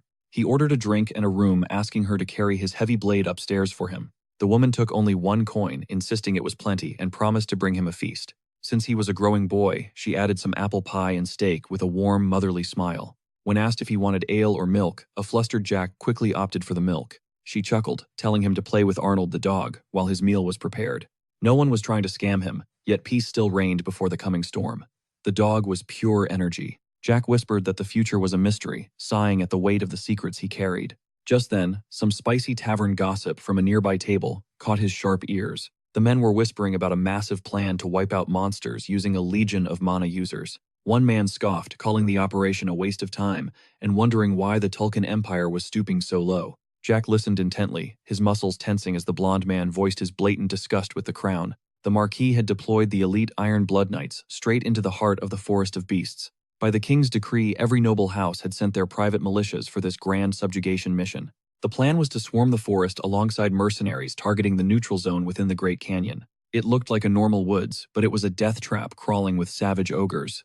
Orcs, goblins, and even the legendary Imugi, a serpent destined to become a dragon, lurked in the shadows. Humans hunted them for troll blood and ogre tendons to forge legendary gear, while harpy feathers became high-end fashion. Even the elves were captured as exotic pets for noble ladies. It was pure, unadulterated human greed. Jack knew the grim truth: this entire campaign was destined to be a total bloody disaster. The Iron Blood Knights would lose 1/3 of their ranks in a single crushing defeat. Other noble armies fared even worse. That humiliation would eventually shatter the people's faith and spark a civil war. The man at the table slammed his fist down, shouting that the king was practically begging for trouble. He yelled that the king was overreaching, but his panicked friends quickly tried to shut him up. Treasonous talk in a public square was a one-way ticket to the gallows, no matter how true it was. The other patrons stared in disbelief, desperately hoping the man was just another loud-mouthed drunk. Jack realized this guy truly didn't give a damn about the consequences of his words. Countless heads had rolled for far less than insulting the royal bloodline. Jack snapped back to reality. They whispered his name across the table, the Marquis' third son. Rumors swirled that Jack had dabbled in forbidden magic. The thugs laughed it off, convinced the boy was nothing more than a brainless puppet. Fools. Jack's icy gaze pierced through them. They had no idea whose name they were dragging. The blonde sneered, questioning how a scrub learned dark arts when the master was a literal corpse. A woman cackled, calling him the Marquis' resident idiot. She figured he just tripped into some luck. The server returned, curious about the rowdy conversation. She sensed a strange tension coming from Jack. Jack realized he was smirking. The girl slid into the seat beside him, begging for the tea. She was bored out of her mind, and practically vibrating for a story to kill the time. Jack played it cool. Just heard the Marquis' third lord is a total joke, he lied. He confessed to eavesdropping, but the woman didn't care. People always judge based on half-baked rumors. He challenged her perspective. She smiled, explaining she only trusts what her own eyes witness. Jack countered that sometimes rumors hold a grain of truth. She nodded, letting the silence hang. Jack aggressively stuffed a piece of cake into his mouth, ending the debate right there. It wasn't his butler's 5-star cooking, but for a backwater tavern it was straight fire. She decided to drop the subject, but left Jack with one final lingering thought. If the young lord was as handsome as the rumors claimed, she doubted he was a fool. That hit Jack like a physical blow. He finally took a good look at her. She had a scarred cheek, a warrior's build, and a room full of mercenaries as regulars. "You're the branch manager for the local adventurers guild, aren't you, Jack?" called her out. He caught her off guard. She gave a shy, knowing grin. His intuition was sharper than a blade. Mercenaries were everywhere in these parts, hired swords, monster hunters, and drifters looking for a payday. Every contract flowed through local guilds, which were almost always hidden inside busy inns. Jack realized her secret. Running both an inn and a guild branch meant she was double jobbing. Either that or she had way too much free time on her hands. She admitted work was slow in a peaceful territory like Arbello. She needed the extra gold. This inn was actually a front, a dedicated safe house for the Adventurers Guild. Jack found her audacity impressive. He was the Marquis' idiot, but he wasn't exactly a celebrity. Yet she had identified him in this remote hole. How did a small-town manager know his face? The answer clicked. It wasn't fame or magic, it was something far more practical. He finally understood how she'd spotted him the second he crossed the town border. Earlier, Jack had promised his escort they'd find a settlement to rest their weary heads. At the gates, 2 guards blocked him, demanding his business and checking for companions. Jack didn't waste words. He simply flashed his family crest, the ultimate golden ticket. The guards nearly fainted. They bowed instantly, terrified of disrespecting the Marquis' bloodline. They ushered him in with trembling respect. Back at the bar, Jack connected the dots. The guards had snitched. Jack warned her, contacting private soldiers without permission was a death sentence. She just laughed. To her, this terrifying noble was actually kind of cute for worrying. Jack smirked. At least she was treating him with more humanity than his own family. His brother and the knights had tried to erase him. This stranger was a breath of fresh air. He thanked her and reached out. She took his hand, introducing herself as Jane Arbello. That name sent a jolt through him. It was the name of the very territory they stood on. Jane was the lord's sister, a high-born noble living the rugged life of a mercenary. Most noble girls were sold off like trophies, but Jane had chosen the path of the blade. She loved the grind, and surprisingly, her family actually supported her wild lifestyle. They were nothing like Jack's toxic household. For the first time, he felt a sting of envy. All he noted was the mansion's massive scale.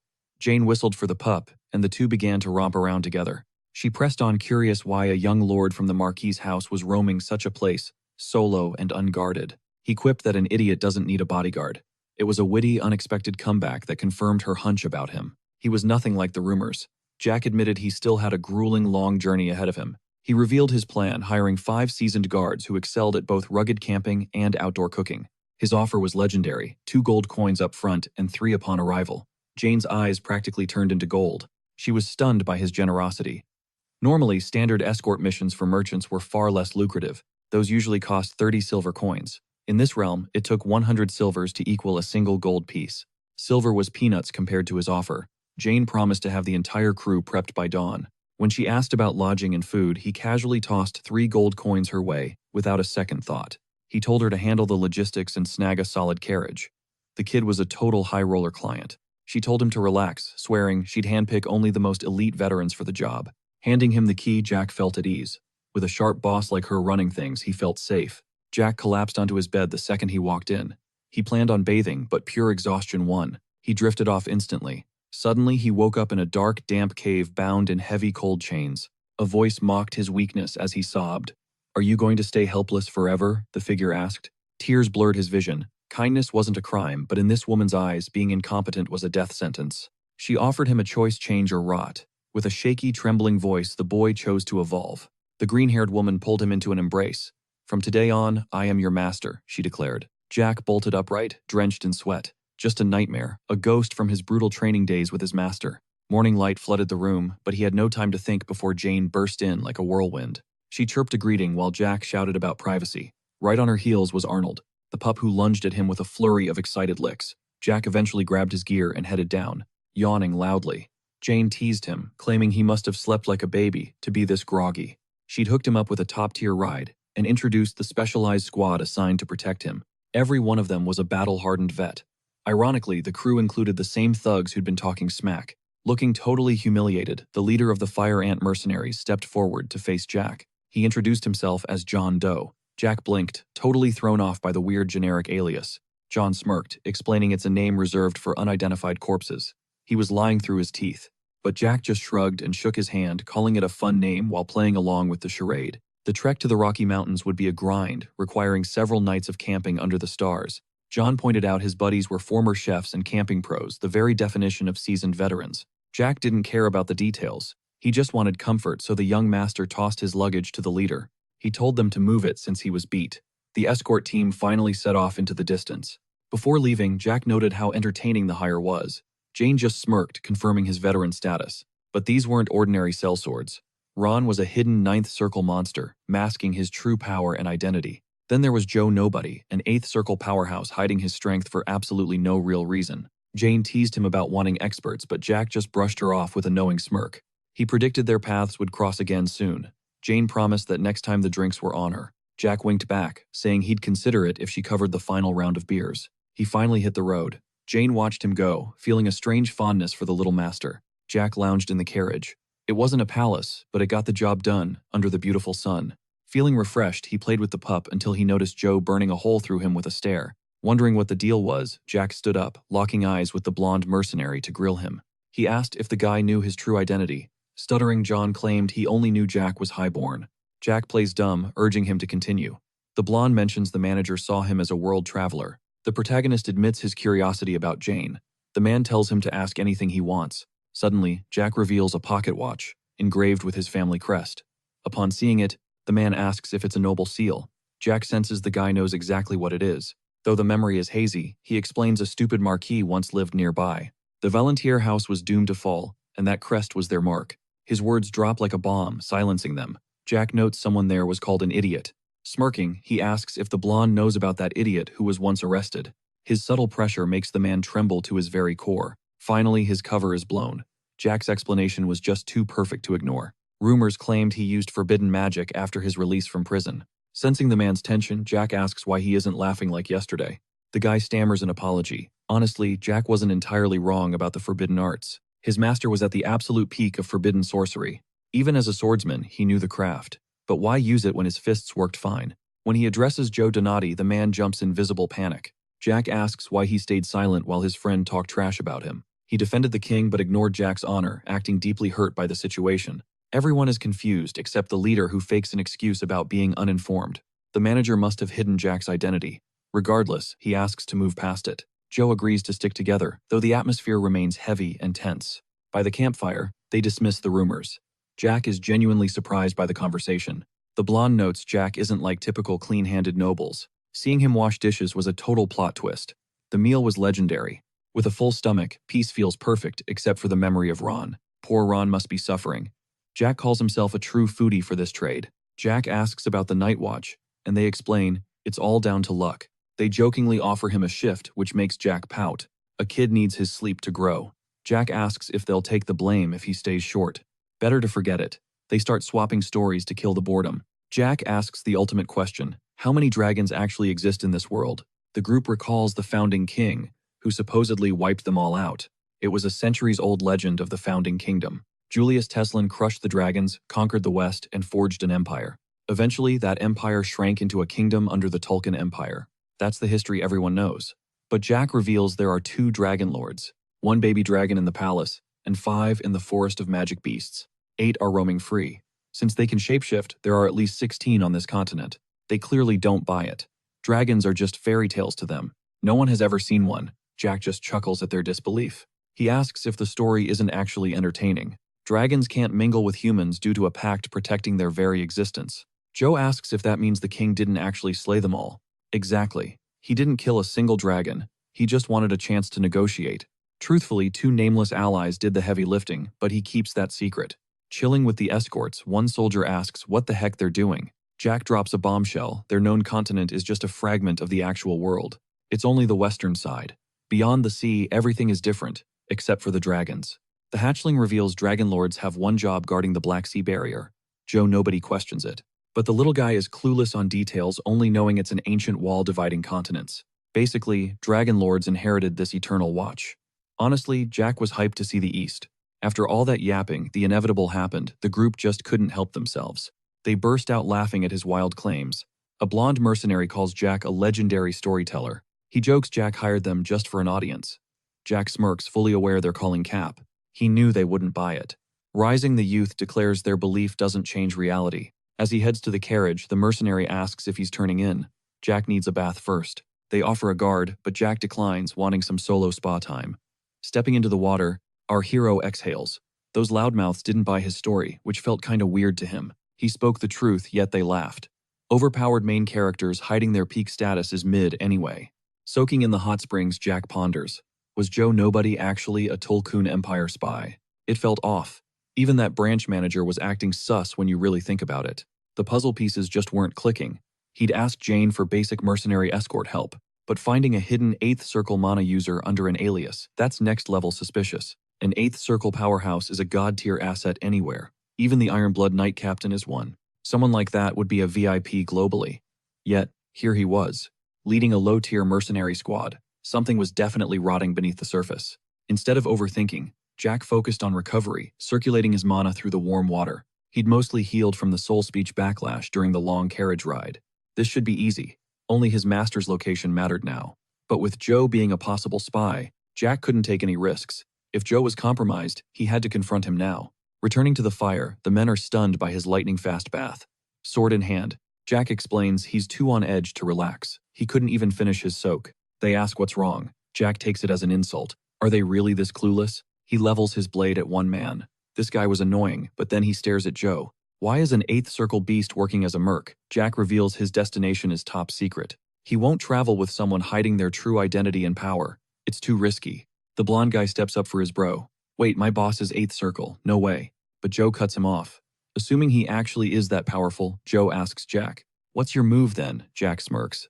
Since he told a wild story, it was Joe's turn. He wanted a legendary tale from the man standing right in front of him. Joe asks what happens if he stays silent. Jack brings the edge: closer talk or be food. Or are you just another Tolkien spy? Jack asks, making one mercenary physically tremble. He drops a hint.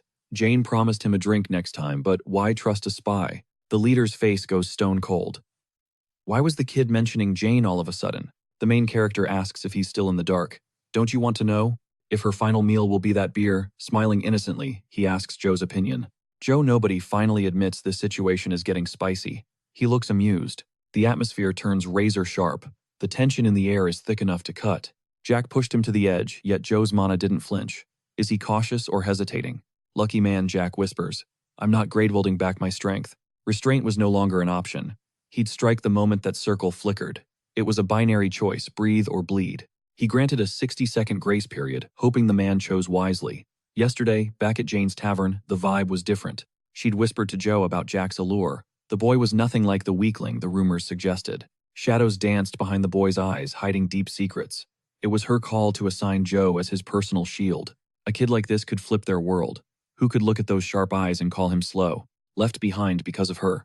Now Joe, Nobody felt a crushing weight of dread in his gut. Like a gazelle facing a lion, his instincts screamed, danger. This kid was a literal predator in human skin. Something didn't click. How did this brat sniff out his 8th Circle rank to begin with? Did Jane spill the beans? No, Joe killed the thought. She was solid and wouldn't leak his secrets. He'd have sensed any slip-ups. Meanwhile, the boys' countdown hit 40 seconds. The tension reached its peak. The man finally cracked. He dared the kid to land a hit on an actual 8th Circle master. He studied the boy, mesmerized by that savage, piercing gaze. It wasn't natural for a child to look so lethal. But he didn't flinch. This wasn't a kid. Beside him, his friend was shaking, begging for the truth. Joe was lost for words. He felt like he was standing in the open mouth of a massive beast. Years of mercenary blood and hard choices flashed before him like a dying man's dream. Luck had always been his ally. He decided to bet everything on his raw mercenary gut feeling. Time had evaporated. Since they weren't satisfied, they were ready to wipe him off the map. Before the boy could lunge, Joe spoke. He threw a curveball, asking about Jane's current situation. He needed to know Jack's reach. Joe's past was a cliché, a noble lady falling for a lowborn. It's a tale as old as time. He met Jane at 19 as a 7th Circle mage. It was instant lightning. Since that day, their bond had only deepened into something unbreakable. No shocker there. But a hidden hurdle kept them from actually tying the knot and marrying. Even with the class divide, an 8th Circle powerhouse should hold massive political sway. A mercenary life felt beneath him. Jack suspected the leader was running from some messy drama. Maybe her family was blocking them. That woman's pride probably kept her from asking for help. Jack pushed harder. Was Jane just a lowly branch manager of some backwater territory? And was Joe just a merc chasing a payday? Was he just using her for profit? Joe nodded, confirming the cold reality. The truth was out, but Jack wasn't buying it yet. Trust was a luxury, a story that generic could be cooked up in seconds to hide the truth. Staring Joe down, Jack dropped a bomb. What's the Empire doing with that baby dragon? Joe scoffed. Why ask about fairy tales? Jack just smirked, knowing he'd struck a major nerve. He explained that master means 10 circles, but even those legends are blind to what's beyond. Further lies transcendence. Monsters there wield soul power instead of mana. It's a completely different league. The guards were floored. Only Joe Nobody kept his poker face perfectly intact during the reveal. Jack continued his lore drop. In 2 years, Hans von Beckermann will become the continent's apex swordsman. He'll rewrite history, embodying the power of the forgotten transcendence from the shadows. But here's the kicker. That bastard didn't reach that peak through his own hard work alone. The story grew darker. Intrigued, Joe leaned in, signaling for the boy to keep going. Jack revealed the secret: the swordsman swapped his blood and bones for those of a dragon. He became a freak, neither man nor beast. Joe's face paled as the shock hit the room. Hybridization was pure insanity. Joe demanded to know how this related to their current mess. Jack clarified. Tolkien's Imperial House only has one dragon. Even immortals have limits in a lab. One specimen isn't enough for experiments. They've sent agents across borders as scouts. Phase 1, intel gathering. Phase 2, hunt for more dragons. Joe suddenly burst out laughing. He cackled, mocking the story. That's a hell of a script for a work of fiction. Ignoring the other sellswords, the boy knew they wouldn't believe a word of this man's wild tale. Judging by the look on his face, Joe, Nobody wasn't a spy. He crossed his arms, asking if the suspicion had finally faded. The boy nodded mockingly, wishing him a happy life with the guild manager and telling him not to forget the wedding invite. Suddenly, something shifted. Jack sensed a threat and instantly swung his blade behind him. Joe, Nobody, with a sharp edge pressed against his jugular, was caught red-handed, trying to draw his weapon first. Jack made it clear he was only showing mercy because he was the one who doubted the man initially. He leaned in, whispering, a chilling warning: this was his last chance. If that bloodlust flared again, he'd turn everyone present into literal dust. The entire group trembled in fear, desperately pleading for both men to lower their steel and just talk it out. Jack tried to maintain a connection with the squad, but the damage was done. It was already too late. The boss-employee dynamic was officially a mess. After the chaos, Jack retreated to the carriage to sleep it off. While he rested, the men gossiped. They wondered why someone with the talent to lead a noble's private army chose the mercenary life. The blonde leader recalled their first meeting. Jack claimed he was only 4th Circle, a lie that still stung. But since they'd survived years of battle together and Jack had saved his life, he couldn't stay mad at his first true friend. Having an 8th Circle powerhouse around was a massive flex, potentially making their crew the strongest on the entire continent. With that kind of heat, the leader could become a mercenary king. Joe didn't doubt that peak was within reach. He chuckled at how his comrades treated it like a joke, knowing an 8th Circle monster would never settle for being a mere king. There were 4 legendary masters out there, but he shook off the thought rather than arguing with his old partner. A rookie in the group asked if the rumors were actually true, and the leader gave a grim confirmation. Seeing their shock, the blonde man calmed them, noting that everyone has secrets they aren't ready to share. Still, he wondered why the captain hadn't reacted. Memories of their clash flooded back, making him break out in a cold sweat. Even now, his hands wouldn't stop shaking. That terrifying brush with death felt way too real to ignore. He wouldn't admit it, but he nearly pissed himself. Just as Jane warned, the boy was as fascinating as he was lethal. The continent was already bleeding from the Tolkien Empire's succession war, but this felt different. Spies, dragons, and shadows. It all felt like a bad omen. Days later, while riding in the carriage, Jack smirked and asked if they wanted to hear another interesting story. The mercenaries immediately tensed up, fearing whatever bombshell he was about to drop. He asked them, "How much do you actually know about the Forest Lord?" They figured it was just another Ninth Circle beast, a common legend among those who hunt magical monsters. But Jack revealed the truth: it's actually 10th Circle. They were floored, but he promised everything would make sense soon. He wanted to dig into the past. Jack's words piqued their interest as he rewound time 23 years. Back when whispers of the Forest Lord and the Harpy Queen first began, the mercenaries admitted they'd never heard that specific legend, so Jack explained the ancient blood-soaked history between the orcs and the harpies. They'd go to war over the smallest slight. Any merc entering that forest knew those two races were the undisputed titans of the woods, its true guardians. Jack then dropped a shocker: the Harpy Queen and the Orc King were actually in a secret relationship. Hard to believe, but they started as peaceful neighbors, until Blackman ascended as the Orc Lord and flipped the script. 5 years later, the real trouble started brewing. The boy grinned as the men leaned in. When the secret romance between Blackman and the Harpy Lord leaked, a violent revolt erupted.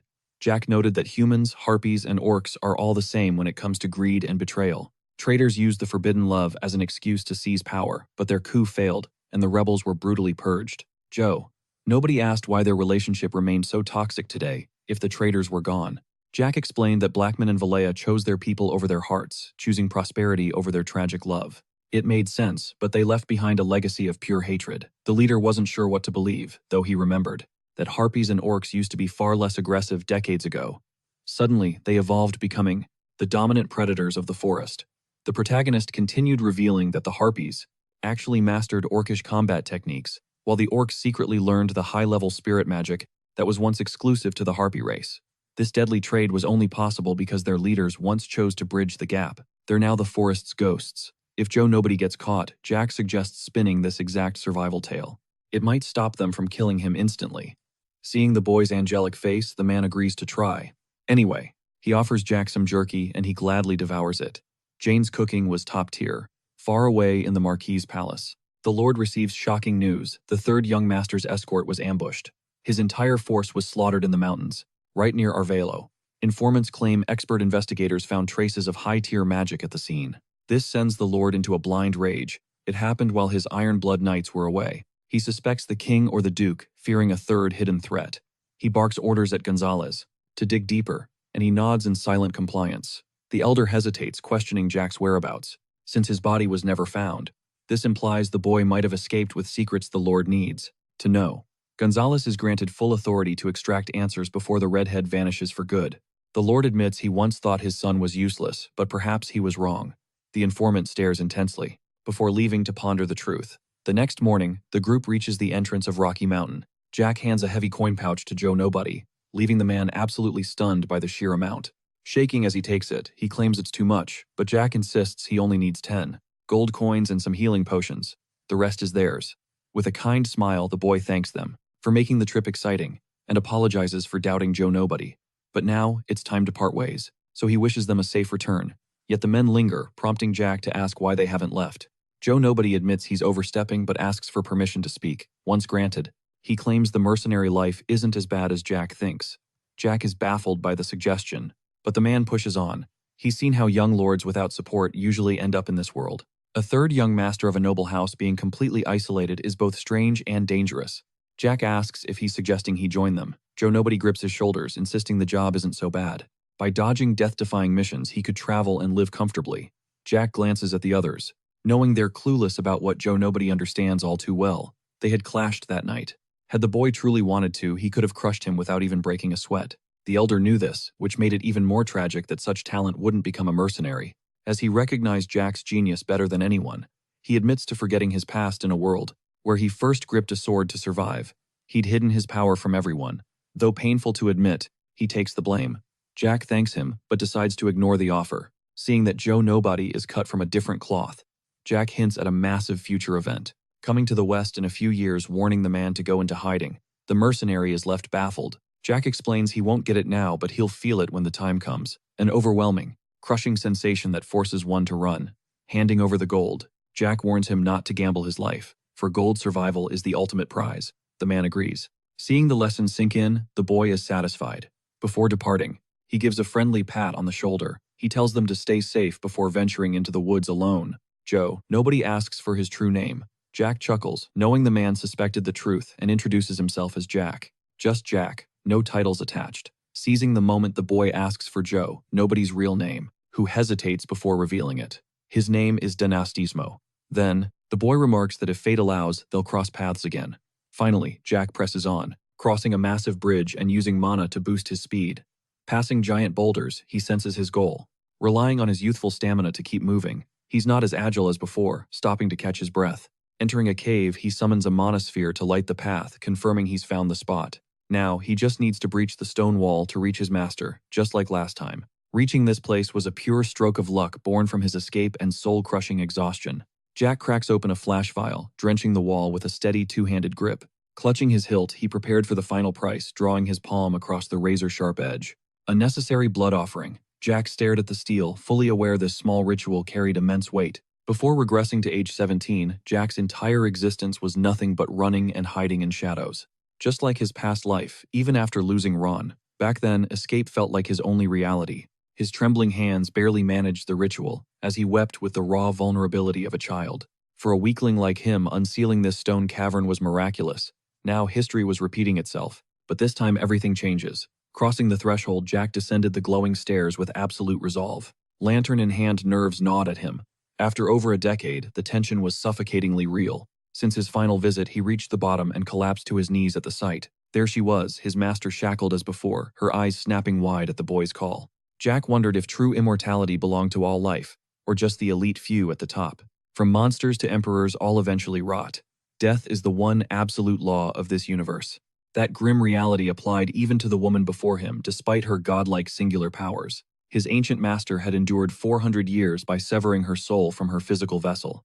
A fragile magic anchored them together, but even that legendary sorcery was finally hitting its limit. He met her at age 10, but the stakes shifted. Now, she had barely 13 years left. He stood before his shackled doll-like master as she rasped, "Did you truly call for me?" "Master," he choked out, overwhelmed. He'd craved that voice for an eternity of crushing nostalgia.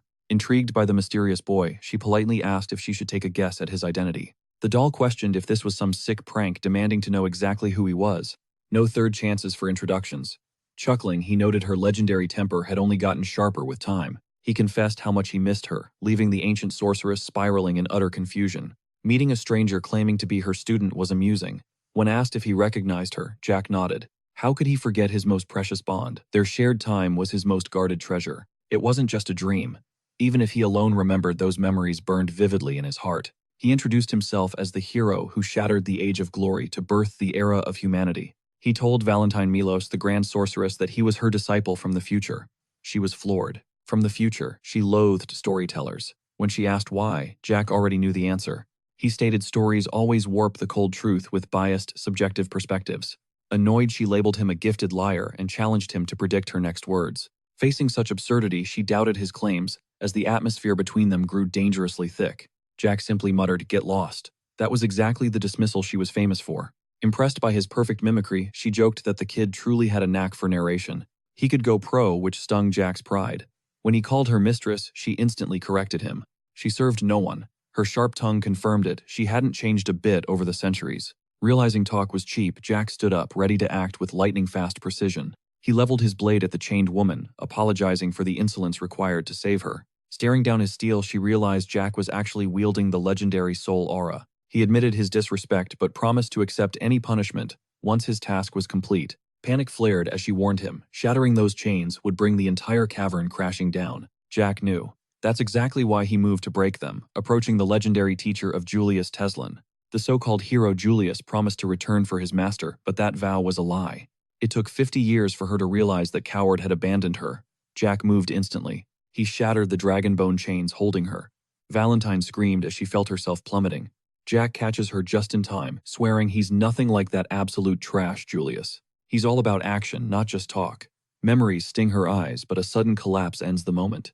The ceiling crumbles from the blast and Jack yells to hold on tight. He begins weaving the earth.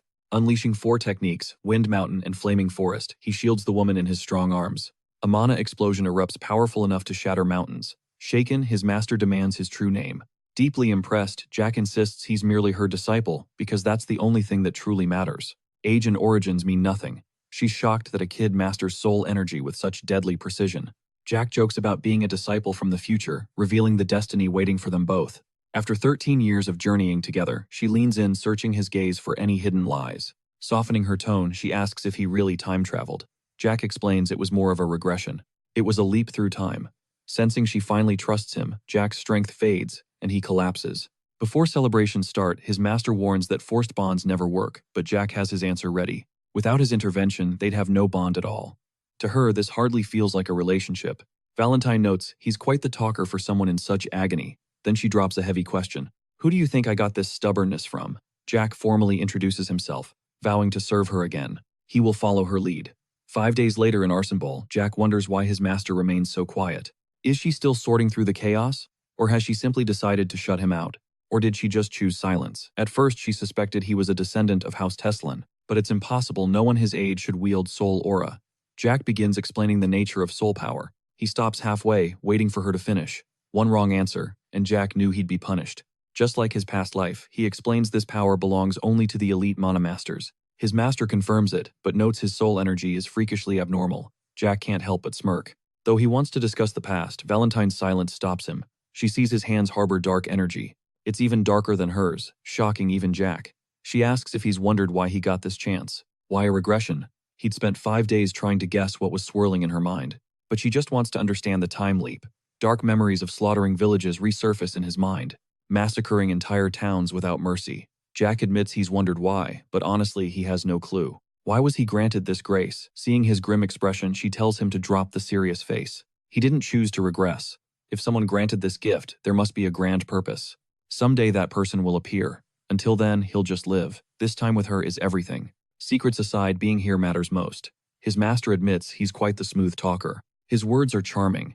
She asks about his plans and Jack reveals he needs a loyal partner. He needs someone he can trust. The night he saved Valentine, he fell deathly ill. After chugging 2 high-level potions in secret, he still danced with death for days. His body broke. He desperately needed a guardian, someone to be his literal arms and legs when he couldn't move. For now, it's just shopping. He needs a blade, but a girl suddenly charges through screaming. She slams into them, scattering her flower basket. She blurts out an apology, claiming she's in a rush. Jack asks if she's okay. Suddenly it clicks. He just said he needed a loyal companion. Right here stood a perfect candidate. As she frantically gathers her flowers, Jack makes his move. He asks if she'll be his wife. This wild proposal leaves the poor girl completely stunned. Jack offers his entire pouch as payment, but she flat out refuses the excessive gold. It's too much. She explains that a single coin would have been more than enough. That was the exact value of her flower basket. Stunned Jack can only watch her. He settles the bill, and she hands him the entire bouquet before vanishing into the crowd. With a quick bow, she leaves Jack speechless. His master notes she hasn't seen a night being in ages. Jack gave a robotic nod. Then his gaze sharpened as he turned to interrogate his master with newfound intensity. To the naked eye, the girl looked ordinary. Valentine stood there dazed, wondering why he'd even bothered with her. But Jack sensed her hidden truth. He'd handpicked her for one reason, the raw potential to reach the legendary 10th circle. Under his guidance, her power would explode. Valentine felt like a fool for missing such a blatant spark. She clearly had a long way to go. Jack just chuckled, challenging his master to spill all her secrets. Even after his regression, things remained unchanged. Yet the green-haired master couldn't shake this unsettling, eerie feeling. The boy felt hauntingly familiar. Suddenly, a flash of a blood-blonde girl surfaced from her deepest memories. A girl dancing in a hidden garden. The puzzle pieces clicked, and the reality of the situation finally hit home. To think a noble was rotting in this dump. Jack focused, planning his next move once the errands were finished. A high-value target was waiting. These night creatures possessed a terrifying strength that rivaled even the mighty dragons. As the clerk droned on, Jack's mind drifted back to the bloody war from 10 years ago. It started when vampires tried to break out of the monster forest. They lost, but several shadows slipped away during the chaos. This girl was likely the child of a runaway. Honestly, Jack didn't give a damn about her bloodline or history. Vampire or not, he didn't care. The clerk kept glazing his sword choice, and the constant yapping was starting to tick him off. He shut her up and finalized the deal. Then he dropped a bombshell on his master. His first subordinate was already chosen. She questioned his sanity for picking a monster. But Jack simply shrugged, reminding her that children aren't their parents' mistakes. The past's sins don't belong to the innocent. His master claimed he was just making excuses to justify a reckless choice. That actually got a laugh out of him. Ages ago, she'd forged a peace treaty with the kings of every race. Even the dragons signed it. The rules were simple: non-humans stay out of mortal affairs. Period. End of story. Every beast retreated to the enchanted woods. But that was 400 years ago, ancient history by now. Most of those kings are long dead. Even though the contract expired, the creatures were still trapped like caged animals. The dragons were still playing warden. With 2,000-year lifespans, they kept everyone under their giant scaly thumbs. Driven by the memory of her own chains, the master knew this was the only path forward. Jack's solution: total dragon extinction. He'd done it once in his past life, and he'd do it again. He'd hunt them down one by one. As he watched the vampire girl, his resolve only hardened. A merchant casually patted the girl's head, catching Valentine's eye. She immediately spotted the jagged scars marking his hands. Jack told her to chill. There was no need for guilt. He already had the full picture of the situation. He didn't need every detail, regardless of what the world thought he was, her loyal disciple until the end. She gave him the green light to act, but added a weird warning. Never let the blonde girl touch his juice. He was baffled. She was just a kid, and kids deserve treats, not some random strict dietary bans. The girl was still blushing over Jack's kindness. She carefully balanced a cup of orc juice for her sick mother. Disease was taking its toll. Her mom's golden rule: never ever touch a drop of cumin juice, especially if her uncle offered it. She scanned the room, wondering if he'd show up today and make his presence known. Silence filled the air. She crept toward her mother's bedside, whispering softly to see if she was still awake. Her mom's voice was a faint rasp. She croaked out a warning about a visitor, but the girl saw nothing but shadows. Then she saw Jack. Her hands shook, splashing juice everywhere. Meanwhile, Valentine loomed over the sick woman with a cold command: "Show yourself." The woman complied, revealing hauntingly pale blue eyes. It had been an eternity since they last met. The sorceress's whisper cut the air. The woman stared back, absolutely paralyzed by the shock of seeing her again. How could a legend rot in this dump? This was Vivienne de Royale, the noble vampire progenitor, now a mere shadow of herself. Outside, the girl played with birds, while Jack looked bored out of his mind. Still, his ears remained glued to the conversation inside. Jack kept his guard up. Inside, Vivienne eyed Valentine, suspiciously wondering if this newcomer was some high-rank vampire hunter. Valentine was low-key offended she wasn't recognized. She dropped her name like a bomb: Valentine Milos. That single name sent a violent shiver down Vivienne's spine. It was her, the woman from the legends. This was the mortal enemy who had imprisoned the entire vampire race. Vivienne's voice cracked her terror on full display. She tried to act tough, but a violent cough shattered her poise. Valentine didn't flinch, stating coldly that she was cursed. Now she only walks as a human once a month. No games. She asks why a royal vampire would live like this. She's in a pitiful state. Seeing Vivienne hasn't tasted blood in centuries, Valentine demands the truth behind her condition. The vampire asks Valentine if she actually feels pity for her, a total irony before adding more. Back then, the mage was so legendary that she never would have dared to approach her. It wasn't about a grudge, not because of the forest incident either. Without that woman, the humans would have surely wiped her from existence. Driven mad by their own tech, those humans were monsters. Vivienne explains there were 5 lands and 2 lords. They ruled the forest vampires but tried to flee during the war. Her daughter was just too small for that hell. She recalls the dragon who spared them with a painful exile, claiming he only did it because they were pathetic. That word pity stings Valentine's mind. Vivienne explains the deal: survive here by drinking only the blood of pigs and cows. In exchange, the dragon would spare her daughter. It was a humiliating fate for royalty, and the sorceress takes note. Outside, Charlotte is getting impatient, wondering when Jack will leave. She mentions her uncle is about to arrive. He hates company, but our protagonist doesn't care. Getting intel on this uncle was his main mission anyway. The girl gets creeped out by Jack's sudden intense hype to meet her relative. When she suggests he's only acting friendly to rob her, wealthy Uncle Jack actually looks a bit offended. Waiting is a drag, he says, asking her to spill the tea on this mystery man. The blonde starts thinking.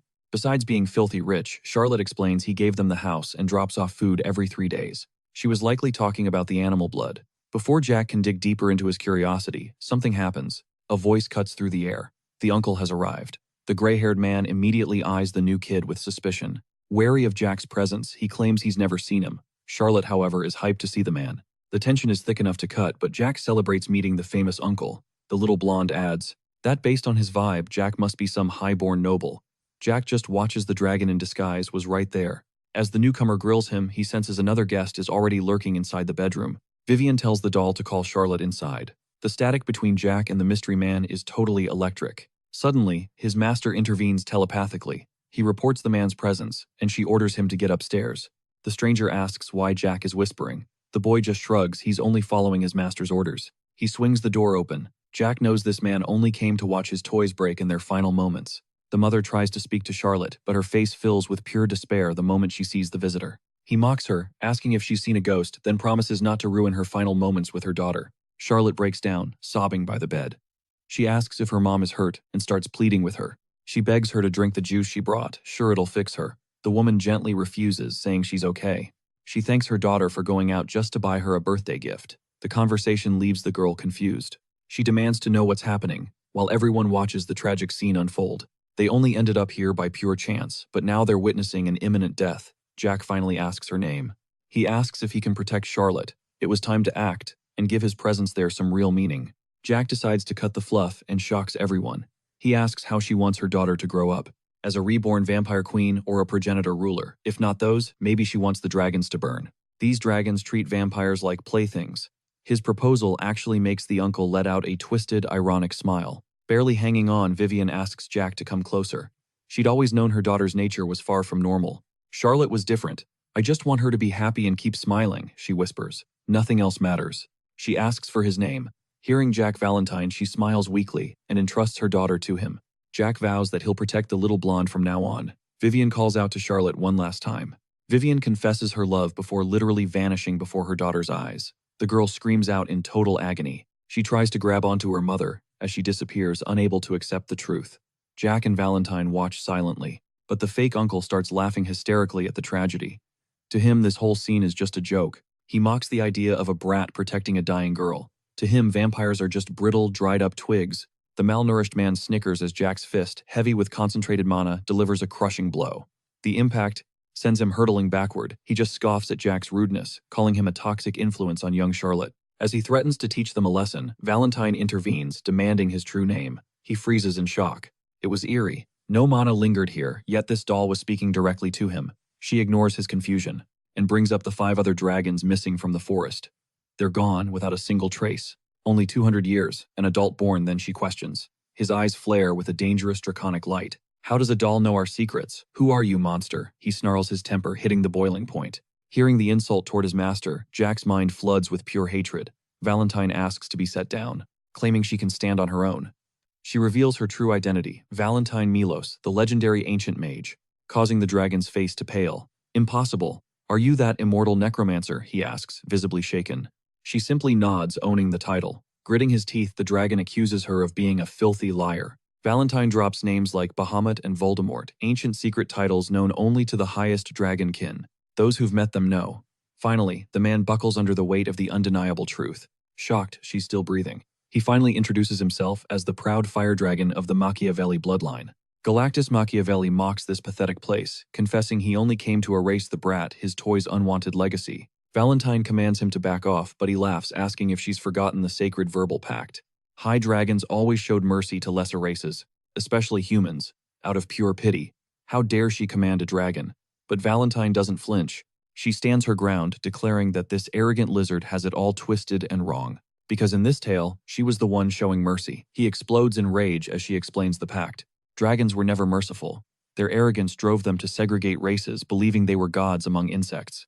She's stunned that even after the Great War, their toxic habits remain. The dragon laughs off her history. He calls her a ghost of a dead era. Enraged, Jack snaps, calling him a disgusting, oversized lizard, and explaining he was trying to be polite by just listening. But then he drops a question. How does a 4-legged beast dare to act human and play God in front of his master? The dragon vows to shred Jack as his claws extend. Unfazed, Jack lunges forward with insane speed. He delivers a devastating kick, smashing the dragon into the wall, pinning his chin with his boot. Respect Valentine, Jack warns. Spitting blood, the dragon curses him. How could an inferior human do this? How did he strike a high-ranking dragon? Done with the talk, Jack orders him to shut his trap and lower his gaze before he ends him. Suddenly, the dragon grabs Jack's foot and hurls him away. He screams that Jack is only cocky because of Valentine's backing. Charlotte watches the chaos unfold, weeping while Jack grumbles that Ron would lose his mind, seeing him covered in this much filth. Your uncle is pure trash, he says, finally shattering the girl's illusions about her relative. She breaks down the weight of the truth, hitting her hard. Jack takes her hand, forcing her to look. He reveals Galactus slaughtered her father and tribe, treating her mother like a disposable plaything. Charlotte tries to protest, but Jack insists he only needs her green eyes locked on the blonde. Jack needed her buy-in to end this lineage. "Watch this," Jack roared, lunging forward, steel flashing. The vamp dodged effortlessly. The deadly dance resumed. Jack whiffed. The vamp smirked. "All that trash talk. I expected a mana prodigy. You're a joke." Before his sentence landed. Slice. His hair hit the dirt. Jack grinned. "Now we can scrap." Balakti snapped, lashing out with venomous cursing. A wind-shattering blast roared at Jack. He tanked it. Even Valentine froze. Magic fizzled against Jack. He battered the vamp face, pinning the dirt. Recognition hit. Balaktis, heir to Luca of the Beast Woods. The vamp paled. Jack knew his dad, one of the Sovereign Five. Jack recalled decapitating the dragon in his past life. The guy must have been hiding all this time. Jack mocked his bloodline. The vamp snarled, demanding his name. Jack smirked. "Soul, disciple of Valentine Milos." Balaktis spiraled. A human breaking his soul spell. Pathetic. A god. No, just a coward. Jack aimed his blade, giving him 5 seconds. "Apologize to my master," face kissing the dirt. Balaktis balked. Jack chilled. "Refuse, I'll dust you. Leave no trace." The countdown ticked, the silence deafening. Final second. Balaktis unfurled his dragon wings. Retreating to warn his kin, Jack watched mana tapped out. The tide turned. Summoning the soul blade, a mana vortex ripped the sky. The primal heaven technique. Balaktis looked up, despair washing in. Facing a true monster, trapped within a white and black abyss. Jack, towering above, he screamed in pure terror. Suddenly, Jack gasped, waking in a luxe foreign bedroom. Ron burst in, stunned, flooding him with questions. Checking his vitals. Jack groaned. "Chill, I'm good." His first thought, "Where are the girls?" Ron said Charlotte is sleeping next door, totally wiped. Valentine's on the couch. Ron pointed to the green-haired woman. Jack grinned to greet her. She coldly countered. "It is afternoon." Ron shook, stunned he could talk. "Is she mad?" She stated she does what she wants. Jack laughed, knowing she was stress-caring. Ron pressed about the doll in coma. Jack promised to spill later. "Respect Valentine." Ron bowed, vowing to obey. Confused but loyal, Ron recapped the chaos. Escort squad found dead. The Marquis found out, sending knights. They tracked Jack's trail. Up to the sky, clash at Asenbul. They pulled him out barely alive. Rushed to the temple. Ron added, "You drained way too much." He casually downed 3 high-tier potions. Tasted like strawberry. The boy smirked, loving that it matched his favorite flavor. Shifting gears, Jack demands to know why the servant was here, instead of protecting Elizabeth like he promised. Looking ashamed, the butler explains. Elizabeth was desperate to come, but the Marquis blocked her. Instead, they dispatched Ron alongside an investigation squad, backed by the Marquis. This catches Jack off guard. Apparently, his old man was even more of a fool than he imagined. Tension suffocates the room as the Marquis' redhead snitch barges into the room unannounced. "What do you want?" Jack snaps while the spy freezes in shock seeing him, wide awake. Gonzalez introduces himself as the vice captain of the Iron Blood Knights, leading the investigation. He sneers, questioning if Jack realizes that taking a commoner as a partner is beneath a future Marquis. He trashes the boy's skills, arrogantly claiming that, at the very least, he should uphold the dignity of his rank. Before anyone can jump to Jack's defense, the boy signals for silence, letting the redhead keep yapping. Gonzalez announces he has a few questions. From what he gathered, the butler secured 3 top-tier potions for the 3rd young master, meaning he could only survive 3 uses. This new attitude stuns the informant who remembered when the kid couldn't even meet his gaze. The redhead reveals Jack was the sole survivor of the guard incident and demands answers. The boy plays it cool, claiming it was no big deal, just that his guard received some shady orders to snap his bones. But he cuts his explanation short, spotting the fear on the man's face. Clearly, he didn't know the whole story. Gonzalez presses for more details. "It was pretty savage, wasn't it?" Jack remarks casually, dropping hints about the lead knight's plan.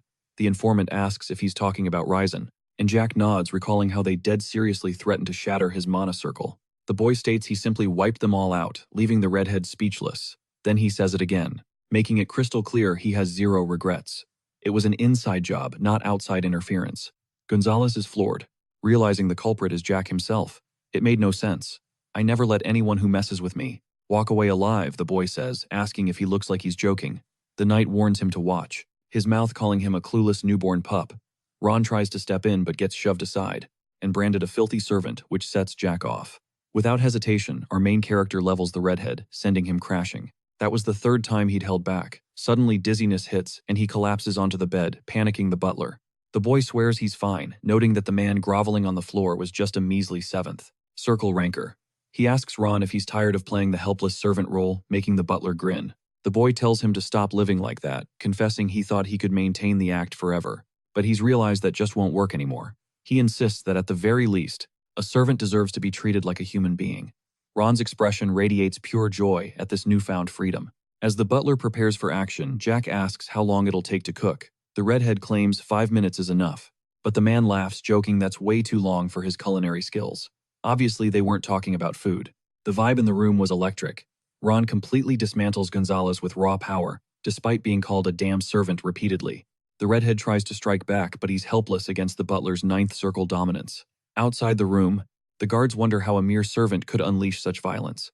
Jack watches the beatdown with total indifference, trying to place where he'd seen those moves before. Even though Ron was a ninth circle beast, his foundation was magic, not martial arts, and his physique seemed ordinary. Gonzalez, a seventh circle knight, should have dominated in close combat, yet he was easily crushed spy of the Tolkien Empire, or not. Jack knew he'd never stand a chance against the butler. Desperate, the informant lunges for a guard's sword, aiming to slay his opponent. But before he can swing, Ron drives a knee straight into the redhead's nose, completely humiliating him. Our main character watches with pure satisfaction. His servant had endured years of disrespect, and now he was finally breaking free. Looking down at his fallen foe, Ron turns as the protagonist calls out.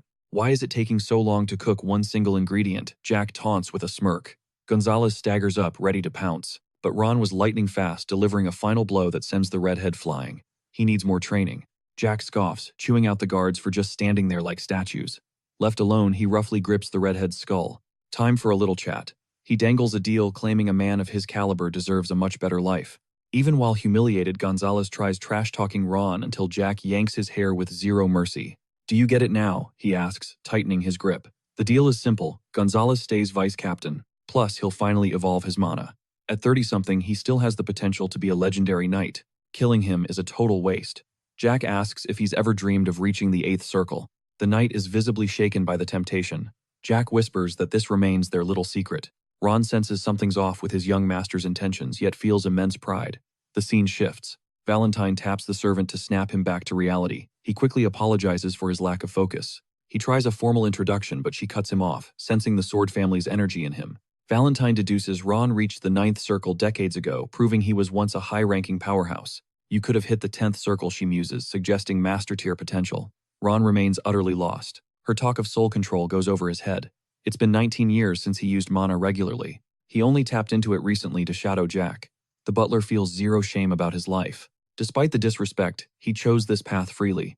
Valentine wonders how he can be satisfied. How could a talent like him serve a child forever? The answer, however, was staring at her. A Sword family member was risking everything to protect this kid.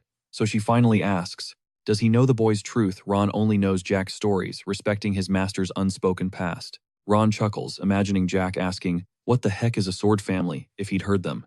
Turning back to the redhead, Jack threatens to rip his mouth off before deciding to play nice. He offers the vice-captaincy again.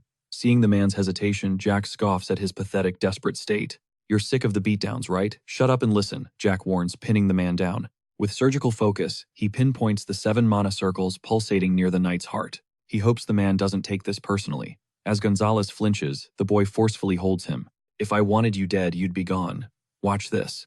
Mana begins surging around the circles. He rewires them through agonizing pain. When Gonzalez gasps awake, he's attained the 8th circle. "It'll hurt for 3 to 5 months, Jack warns, leaving witnesses paralyzed by his godlike power. The informant was speechless at this forced evolution. Now Gonzalez has one choice, total obedience. Obey or suffer. Jack mentions the forbidden magic rumors with a smile that's purely demonic. Jack recalls the Fallon incident and the rumors his father spread.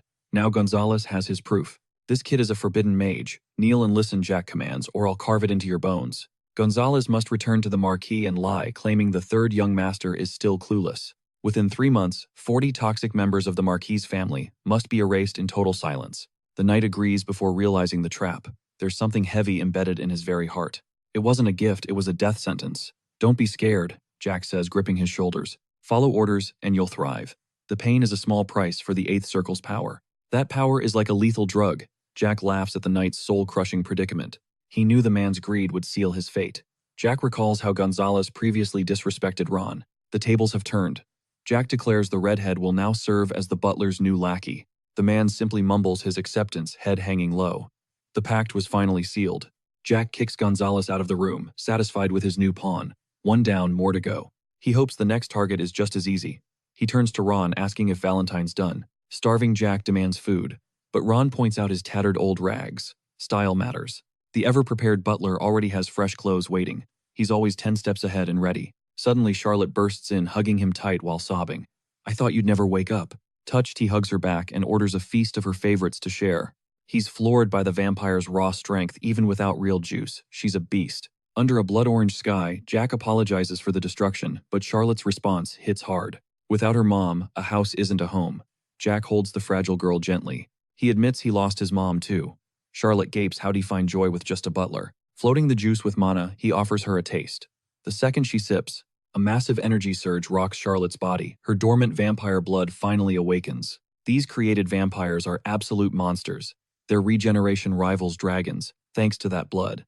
Dazed but glowing, Charlotte feels incredible.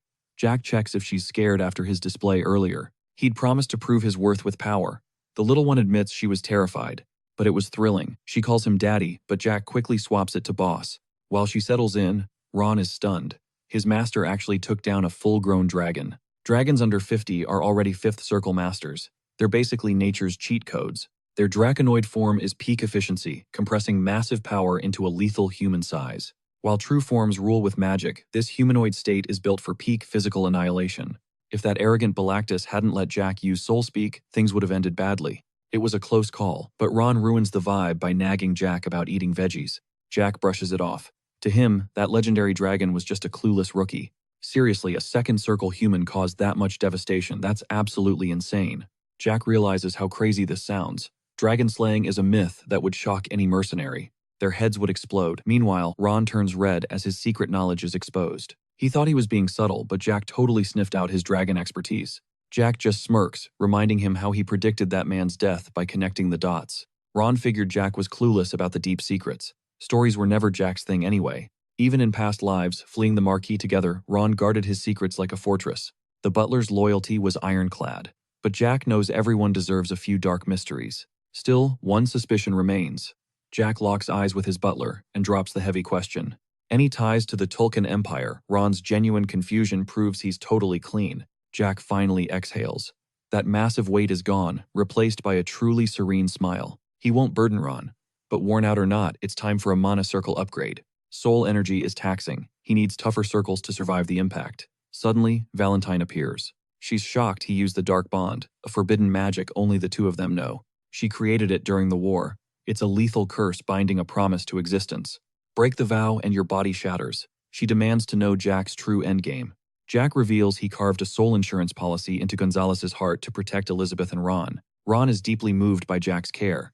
But the moment breaks when Charlotte bursts in. She's crying because the maids treated her like a doll. Jack gently offers her dinner. She declines, overwhelmed by the feast. Then Jack throws a curveball at the butler. Can Charlotte go to the academy? Ron freezes. Organizing that would be a legendary feat. He claims he's just a servant, but Jack knows Ron is the goat of assistants. When flattery fails, Jack threatens to do it himself.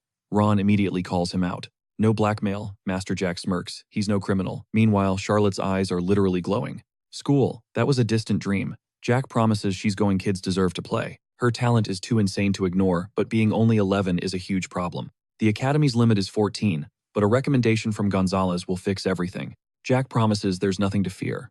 Soon the group finally arrives at the prestigious academy gates. Ron bids farewell, handing over the bags. He begs Jack to stay safe and keep in touch. Still uneasy, Jack stops him for a favor, taking full charge of the Marquis' estate. He needed the servant to handle every detail, ensuring his own focus remained on his studies. Jack demanded absolute silence to grow his power free from any annoying outside distractions or noise. Ron agrees. Jack scoffs, noting that Gonzalez was way dumber than he had originally anticipated. He views the redhead as a mere pawn, completely disposable and easy to discard when finished. The protagonist then reveals a secret order he gave the boy for a specific mission. The goal: amputate their influence. He wasn't talking about limbs, but destroying their entire foundation.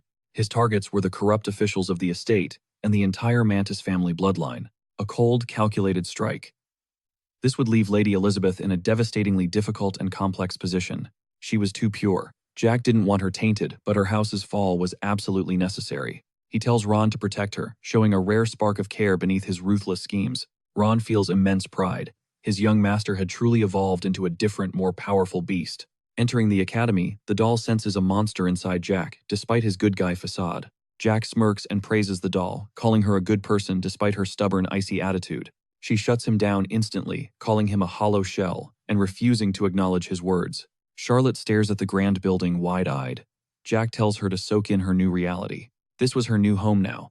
The thought makes her face glow with pure, unadulterated happiness. Suddenly, a staff member approaches asking for the Valiente heir. Instinctively, Jack answers the call. She rushes to embrace him, while Jack wonders if this sudden closeness hides a secret agenda. An official interrupts, claiming the director is waiting in his office for an urgent private meeting. Jack's dark reputation preceded him.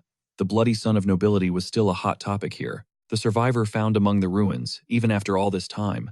The tragic rumors never truly died. The former Duke Rommel had even preserved those ruins as a grim, frozen monument to the past. Memories suddenly flood back. Jack recalls a past conversation regarding a high-stakes, life-changing trial. He had questioned his path, annoyed by the precious lessons he would miss for this test. The director promised safety. As long as his name stayed on the list, he was untouchable. Jack's tired eyes held deep disappointment. He knew his father and brother were plotting his murder. They wanted him dead before he reached adulthood. A brutal, cold-blooded betrayal by his own kin. The director had seen this tragedy many times, yet he could only offer a private room. Young Jack trembled, feeling the crushing weight of total isolation and his family's lethal treachery. Then a comforting hand touched his head. The director told him only he could choose destiny. Back in the present, Jack is different. He smirks, proposing a daring wager to the director. The proposal catches the old man off guard.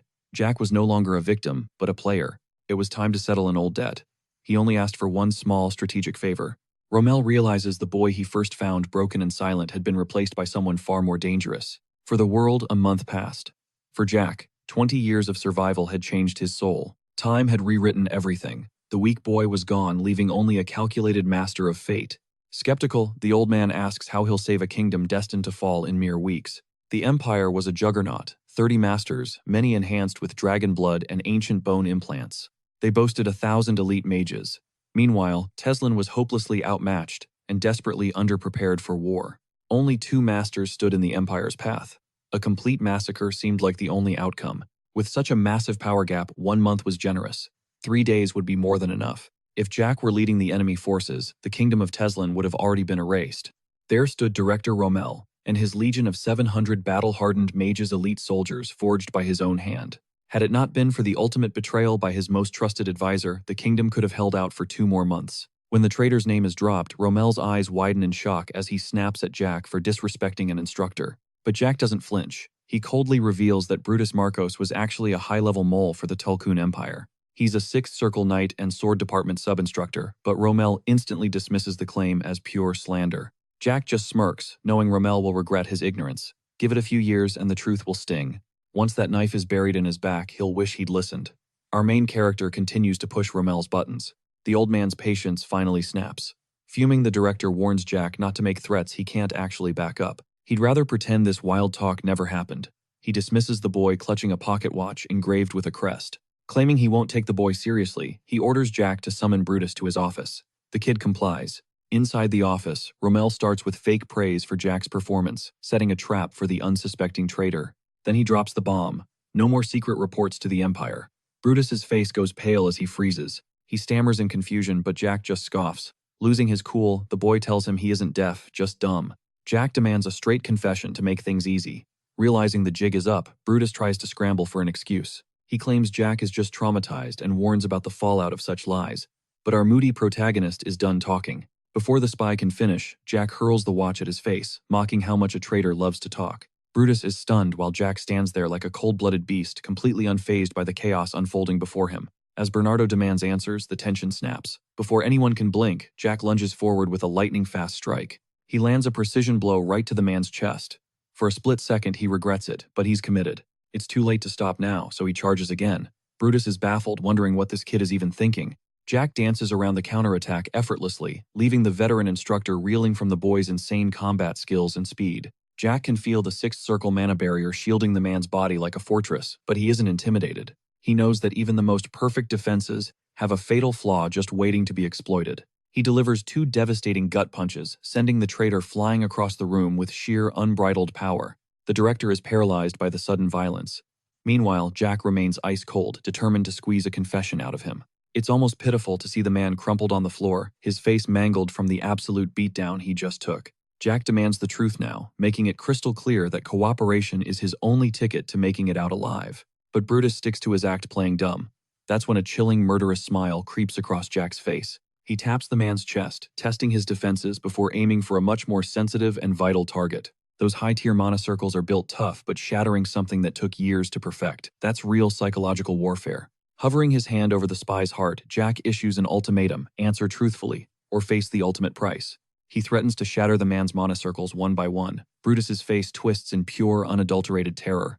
Despite the threat, he tries to stay stoic. Jack's first question is simple. Are you a Tulkun spy? The question makes the instructor shake, but he denies it. Big mistake. Jack immediately begins crushing his first mana circle. Just like that, he's downgraded to a 5th circle weakling. Jack asks the exact same thing again, his voice chillingly calm. The boy is in no rush. He knows the truth will eventually claw its way out of this traitor. Now paralyzed by fear, the spy can't even find the words to respond to the monster before him. With sadistic calmness, Jack explains that even if a circle regenerates, the sheer agony of the process is soul-crushing. The pain would make him beg for death. And Jack isn't even finished with his little chemistry lesson yet. He can make sure those shattered circles never heal again, turning the proud knight into a permanent cripple. There's even a way to make a broken circle hurt for eternity, and Jack seems to love that idea. Jack's icy smirk widens as he watches the light die in the spy's eyes. Victory is already his. With dragon blood and ancient knowledge on his side, he's a living nightmare.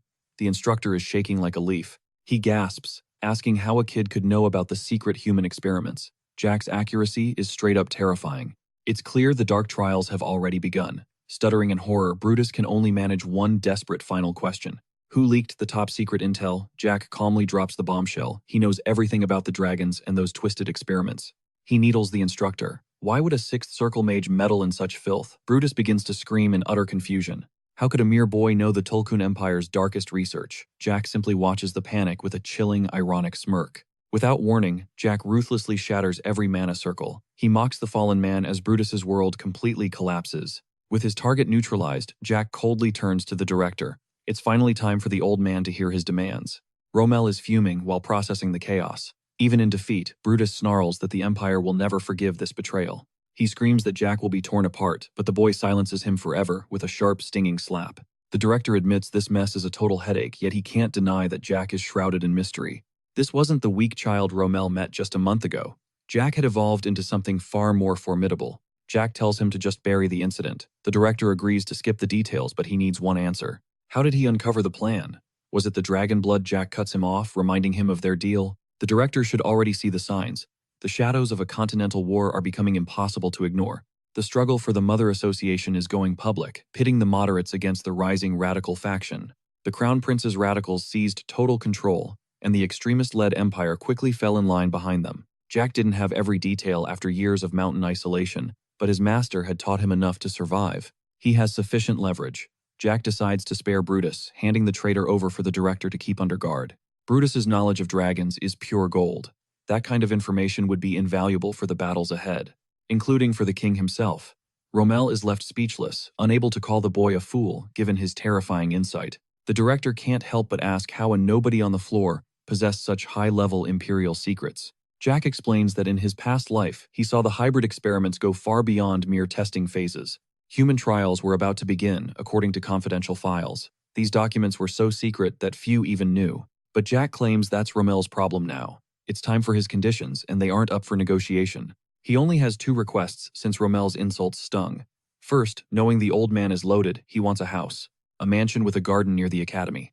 Rommel protests, arguing that all students must stay in the dorms. Jack reminds him that every rule has an exception.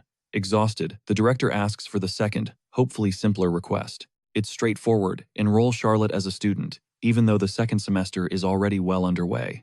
Mid-year admissions are strictly forbidden, but the protagonist doubles down on the exception argument until Rommel breaks. The director spots the pale blonde girl outside who is currently squeezing Valentine like a giant fluffy plushie. She treats her like a doll. Curious, Rommel asks about their bond, and Jack proudly claims he's her new tutor. The old man chuckles at the answer.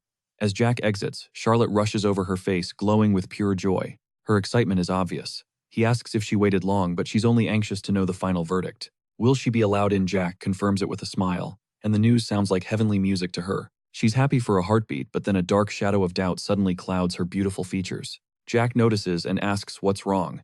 She hesitantly admits she never thought this was possible due to the rumors. They said the academy was only for chosen humans, and she knew she wasn't one. But Jack stops her there. He says it doesn't matter, and asks if she hates her bloodline.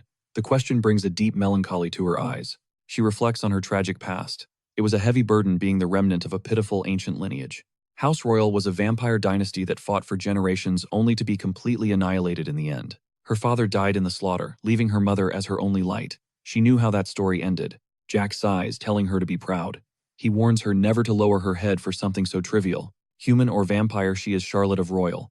He urges her to never forget the promises they made. Reaffirming his role as her guardian, he vows to help her become a monarch if that is her wish. If she wants to rebuild her species, he'll stand by her side through everything to reach that goal. The director watches them depart, realizing the Empire's destiny now rests in the hands of this mysterious young man. Jack strides toward his new home, ready to crush the second semester and keep climbing to the top. He'd brave any storm for her, but more than anything, he wants her to stop doubting herself. Deeply moved, she thanks him, yet her mother's warning echoes in her mind, nothing in this world is ever truly free. Jack smirks, agreeing that everything has a price. Then he drops a heavy question. Does she really think his help was free? He admits he wouldn't lift a finger for his own boss, making Charlotte panic and stammer that she didn't mean it that way. He teases that he'll collect his debt in the far future, while Charlotte smiles, pulling Valentine into a warm embrace. She vows to repay him when the time comes. Seeing her spirits lifted, Jack suggests a stroll while their new home is prepped. Just moments ago, Roman had guaranteed he'd handle Charlotte's school enrollment personally. The residence would be ready in 2 hours, but Roman insisted on sending a full staff to manage the massive estate. Jack knows the staff are just eyes to watch his every move, but he honestly couldn't care less. As they walk hand in hand with Valentine, Jack is genuinely impressed by the kid's surprising insight. For a child, his words carried a heavy weight of wisdom that caught everyone off guard. He spoke of identity and acceptance, truth Charlotte never expected from someone she once labeled a weirdo. She struggles to decide if she's been insulted or complimented, but chooses to take the win as they continue their path. In the distance, a blonde youth is grinding through sword drills. He's a hard worker, but seemingly a complete stranger. Suddenly, Valentine yanks Jack's ear, demanding they stop and watch the boys training. The trio settles on a bench. Jack notes the swordsman is barely 17 despite his towering frame, but his casual observation turns to shock when he senses the boy's raw mana sensitivity. It felt impossible. A commoner at the second circle, likely peeking at the fourth, nothing like his imposing physical stature. Jack asks if Valentine is interested in the boy. She teases back, asking if he's scared she'll take a new disciple. He isn't worried. A fourth circle peek is nothing to him. He just wants to know what caught her sharp eye. Valentine has a legendary nose for talent, yet Jack fails to see anything special in this sweating youth. He searches for an answer but finds none as the boy continues mindlessly swinging his wooden blade. Charlotte chimes in, noting the boy looks like he's about to collapse from pure exhaustion. Bruises litter his neck. He's clearly pushing past his limit, but Jack still remains unconvinced. Then Jack looks deeper. He realizes the boy's magic circle had been completely shattered once before. Miraculously, the boy had rebuilt it himself, a feat that should have been utterly impossible. Valentine admires his sheer grit. Jack finally catches on to why she's so intrigued. The foundation of a dark mage is built on death, ruin, and a burning thirst for vengeance. By mending his own broken circle, this boy revealed a terrifying obsession and a silent, simmering rage. Jack steps forward, politely breaking the boy's concentration. The blonde youth pauses, looking up in confusion. The boy asks if they need help, but Jack flips the script, offering his own expert advice instead. Your arm is too stiff, he critiques. Relax your right arm and fix your stance when you lunge. He warns that leaving his vitals exposed for a reckless attack will get him killed in a real duel. The young swordsman freezes, rattled by the razor-sharp insight coming from this mysterious stranger. Jack keeps his identity hidden casually, asking if the boy still gets bullied despite his massive size. The question hits a nerve, flushing the boy's face with shame. Seeing this, Jack tosses him a high-grade, grape-flavored potion. When asked why, Jack just shrugs, claiming he got rich off some stolen bronze. Before walking away, he finally asks for a name. The boy answers Thanos. Our hero introduces himself as Jack Valentine, leaving with a cryptic promise that their paths will cross again. As they leave, Valentine questions his sudden kindness, while Charlotte chooses to believe in his good heart. Then the realization hits Thanos. He watches the group go, his mind spinning with new information. He knew Jack was a genius student with perfect scores while his own grades were rock bottom. The rumors called Jack a useless failure from a noble house, but Thanos had just seen a total monster. Back near the academy, a young messenger begins guiding Jack through the prestigious grounds. The messenger was sent by an old man named Joe Nady, a name Jack recognized from a notorious mercenary band. Fire ants or ground ants, he couldn't recall, but the kid was definitely vibing with this massive mansion. Pure VIP luxury that shattered his expectations. To any outsider, it looked like the director himself pulled strings. He'd clearly worked some serious backstage magic with the volunteer house, just to secure a high-end spot like this. Our MC wondered if that explains the messenger boy's totally dead-eyed stare. He looked like an empty shell. Coldly, the boy snapped back, claiming his feelings were irrelevant. He was just a pawn, following orders like any messenger. Jack called out his blatant rudeness, leaving the kids squirming in awkward silence, completely stripped of any witty comeback. Suddenly, the MC dropped a bombshell. This messenger was using high-level polymorph magic to mask his true identity. He wondered if the old man already knew, especially since the reveal made the boy go stiff with tension. Nervous vibes intensified. It baffled the MC how so many high-circle humans were lurking in such a tiny territory. He took the chance to scan the man, verifying he wasn't just another low-tier spy trying to infiltrate them.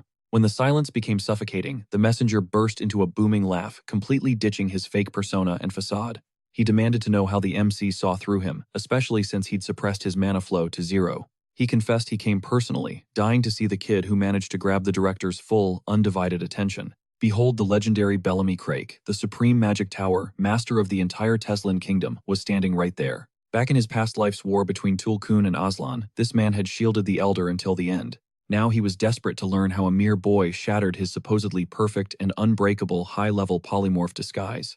Jack admitted he usually wouldn't notice, but he'd already scrapped with a beast using that exact same magical trick. Dropping honorifics with a tower master is a major sin, so Bellamy quickly checked the kid for his disrespect. But our MC didn't flinch, stepping closer while declaring that respect is a two-way street, you gotta give it. He argued that since he never asked the master to hide, there was zero reason to treat him normally. With a playful wink, Bellamy let it slide, joking that being that sharp-eyed was basically the kid's own fault. Realizing this kid was a true prodigy, the master shocked everyone by offering to take him under his wing. The offer left Jack and Valentine floored. Why would such a heavyweight mage make such a wild, out-of-the-blue suggestion? The kid politely declined, stating he already had a master, which only fueled Bellamy's massive ego to mention himself. The master revealed Jack's sister also rejected him once, yet here he was, shamelessly doubling down on his offer. He claimed having 2 masters was totally fine, but the boy stood his ground. Jack was impressed by his resolve. The Tower Master's chaotic recruitment style was wild, but suddenly Valentine stepped in to cut through the messy tension. She called Bellamy out by name, exposing his true identity to the group, and explaining exactly who he was. He was the Supreme Magic Tower Master, a titan of power. She noted Bellamy once met the requirements. He nearly reached the 10th circle but seemingly gave up. She asked if he'd been ambushed during his breakthrough. Bellamy was shook. How did she sense those faint lingering traces of 10th circle mana hidden deep within him? It was a mark found only on those with shattered spirits. The doll urged him not to quit just yet. Even at his age, hope remains for those who graze divinity. Magic belongs to those who possess the will. After those deep words, he had to prove he was worthy. Bellamy begged to know the woman's name. She kept quiet, calling it a mere scar from a bygone era, before ending the conversation with a heavy sigh. Jack broke the mood, reminding everyone that Charlotte was still waiting, and it was high time they headed back. Before leaving, Jack promised to visit during the grand opening ceremony even though he was practically being dragged away. They nearly hauled him off to the Magic Tower, but Valentine felt a flicker of genuine pity for Bellamy. She mused how some grind without talent while others live completely oblivious to the massive dormant power within them. Her words stung, leaving the MC feeling a bit salty since she hadn't bothered teaching him anything new lately. But the doll knew better. Jack had mastered her lessons. His lethal use of shadows against Gonzalez proved his growth. That was her final, ultimate spell. His grueling training was finally and officially complete. Bellamy trekking all the way from the Magic Tower just for one kid was insane. Before passing the mansion gates, Bellamy stole one last look at Jack. A maid asked what was on his mind, but he honestly couldn't say. She hinted at rumors from the director's office, and she wasn't wrong. He'd just come from a secret meeting. Bellamy was low-key fuming. He couldn't believe the old man folded for a brat's demands despite having no personal beef with Jack. Something was seriously sus. A 2nd circle mage soloing a 6th circle powerhouse. That math just wasn't mathing. To him, the boy was the ultimate threat in that room. After hearing the arguments, Rommel tells him he's missing the bigger picture. The boy brought a girl, likely staying for her like any typical teen. Plus, having him around would be a massive win for the entire kingdom's future power. The old man suggests focusing on the boy's mysterious knowledge, since he'd be sticking around for a long while. Bellamy knew the principal was right, but a nagging feeling still gnawed at his gut.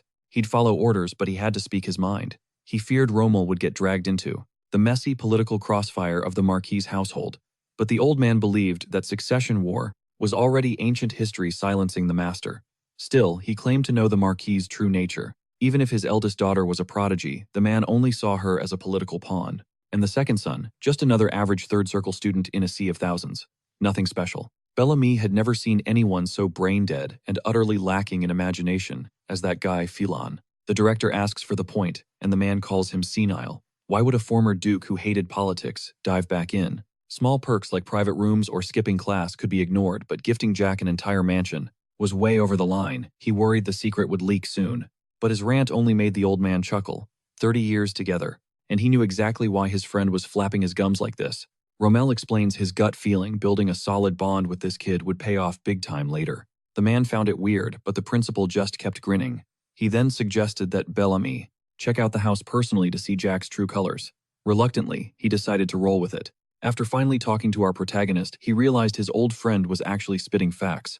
A smirk crept onto his face, prompting the maid to ask if it really happened. He confirmed it, remembering something crucial. Inside the villa, the boy had already charmed the maids and the chef. He looked at the 5 bodyguards and told them to keep watch, promising to make their lives easy. First off, he's a meat lover. He demanded heavy servings of protein and fresh greens at every meal. It wouldn't top Ron's cooking, but it would be decent enough to fuel his daily grind. He talked about food with such terrifying intensity that it actually spooked the elite guards. He had to squeeze every drop of talent from his new staff, including a world record-holding chef. He looked like a Mongol warrior, and since the guards were too many to name, he affectionately dubbed them the 5 Musketeers. He joked asking if they were trained guards or secret spies.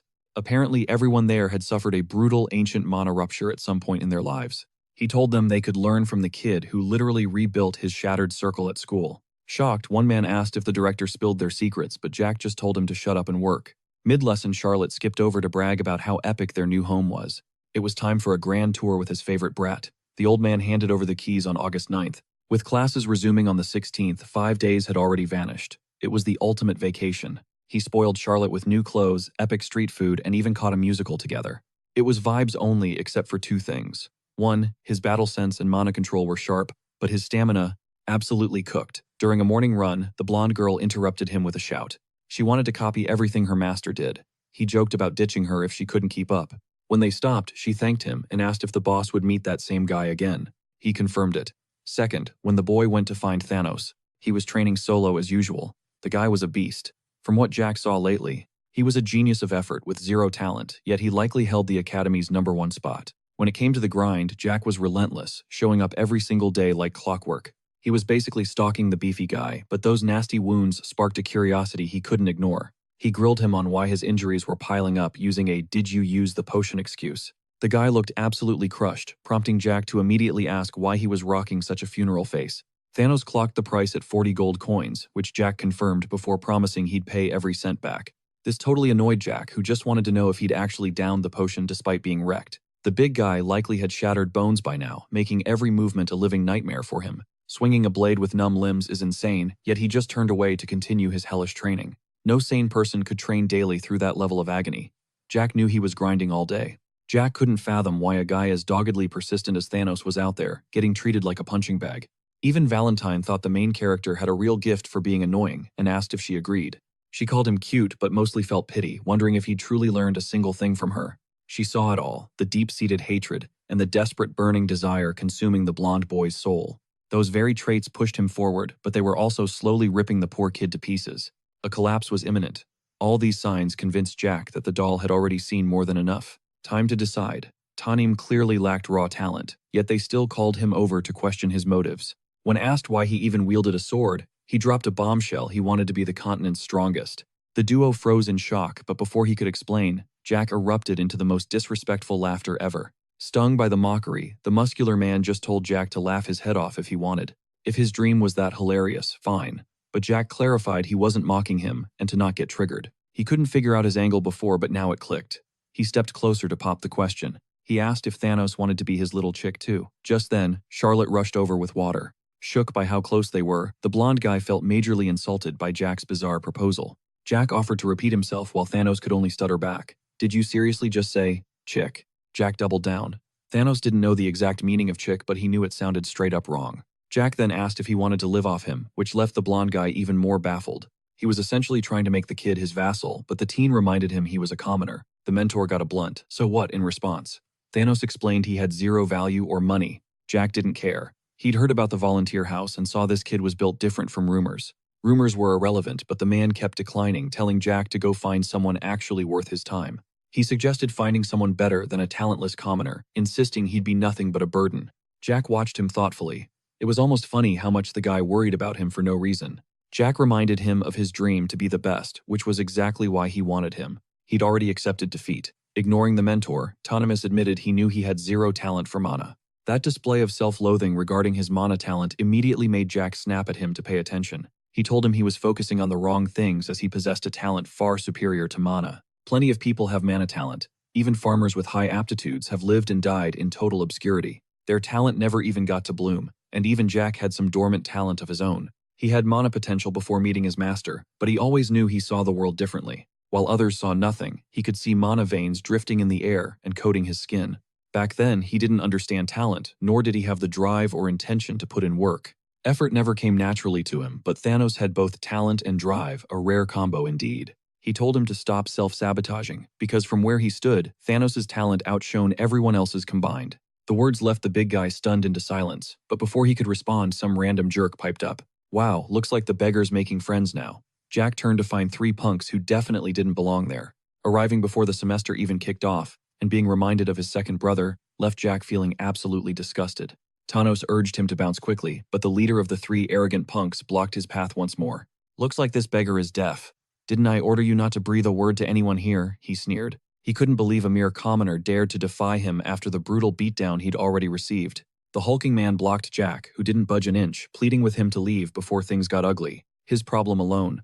Jack eyed the injuries, asking if that trio was responsible, as a chilling madness filled his gaze. Finally, the red-haired brat piped up, deducing that Jack had handed over that high-tier potion to the lowly beggar. He was intrigued since that potion was a total secret. Crossing his arms, the little brat demanded an answer. He asked if they'd swiped the potion from the man who promised to pay Jack back every single cent. Jack couldn't believe they'd robbed someone he'd helped.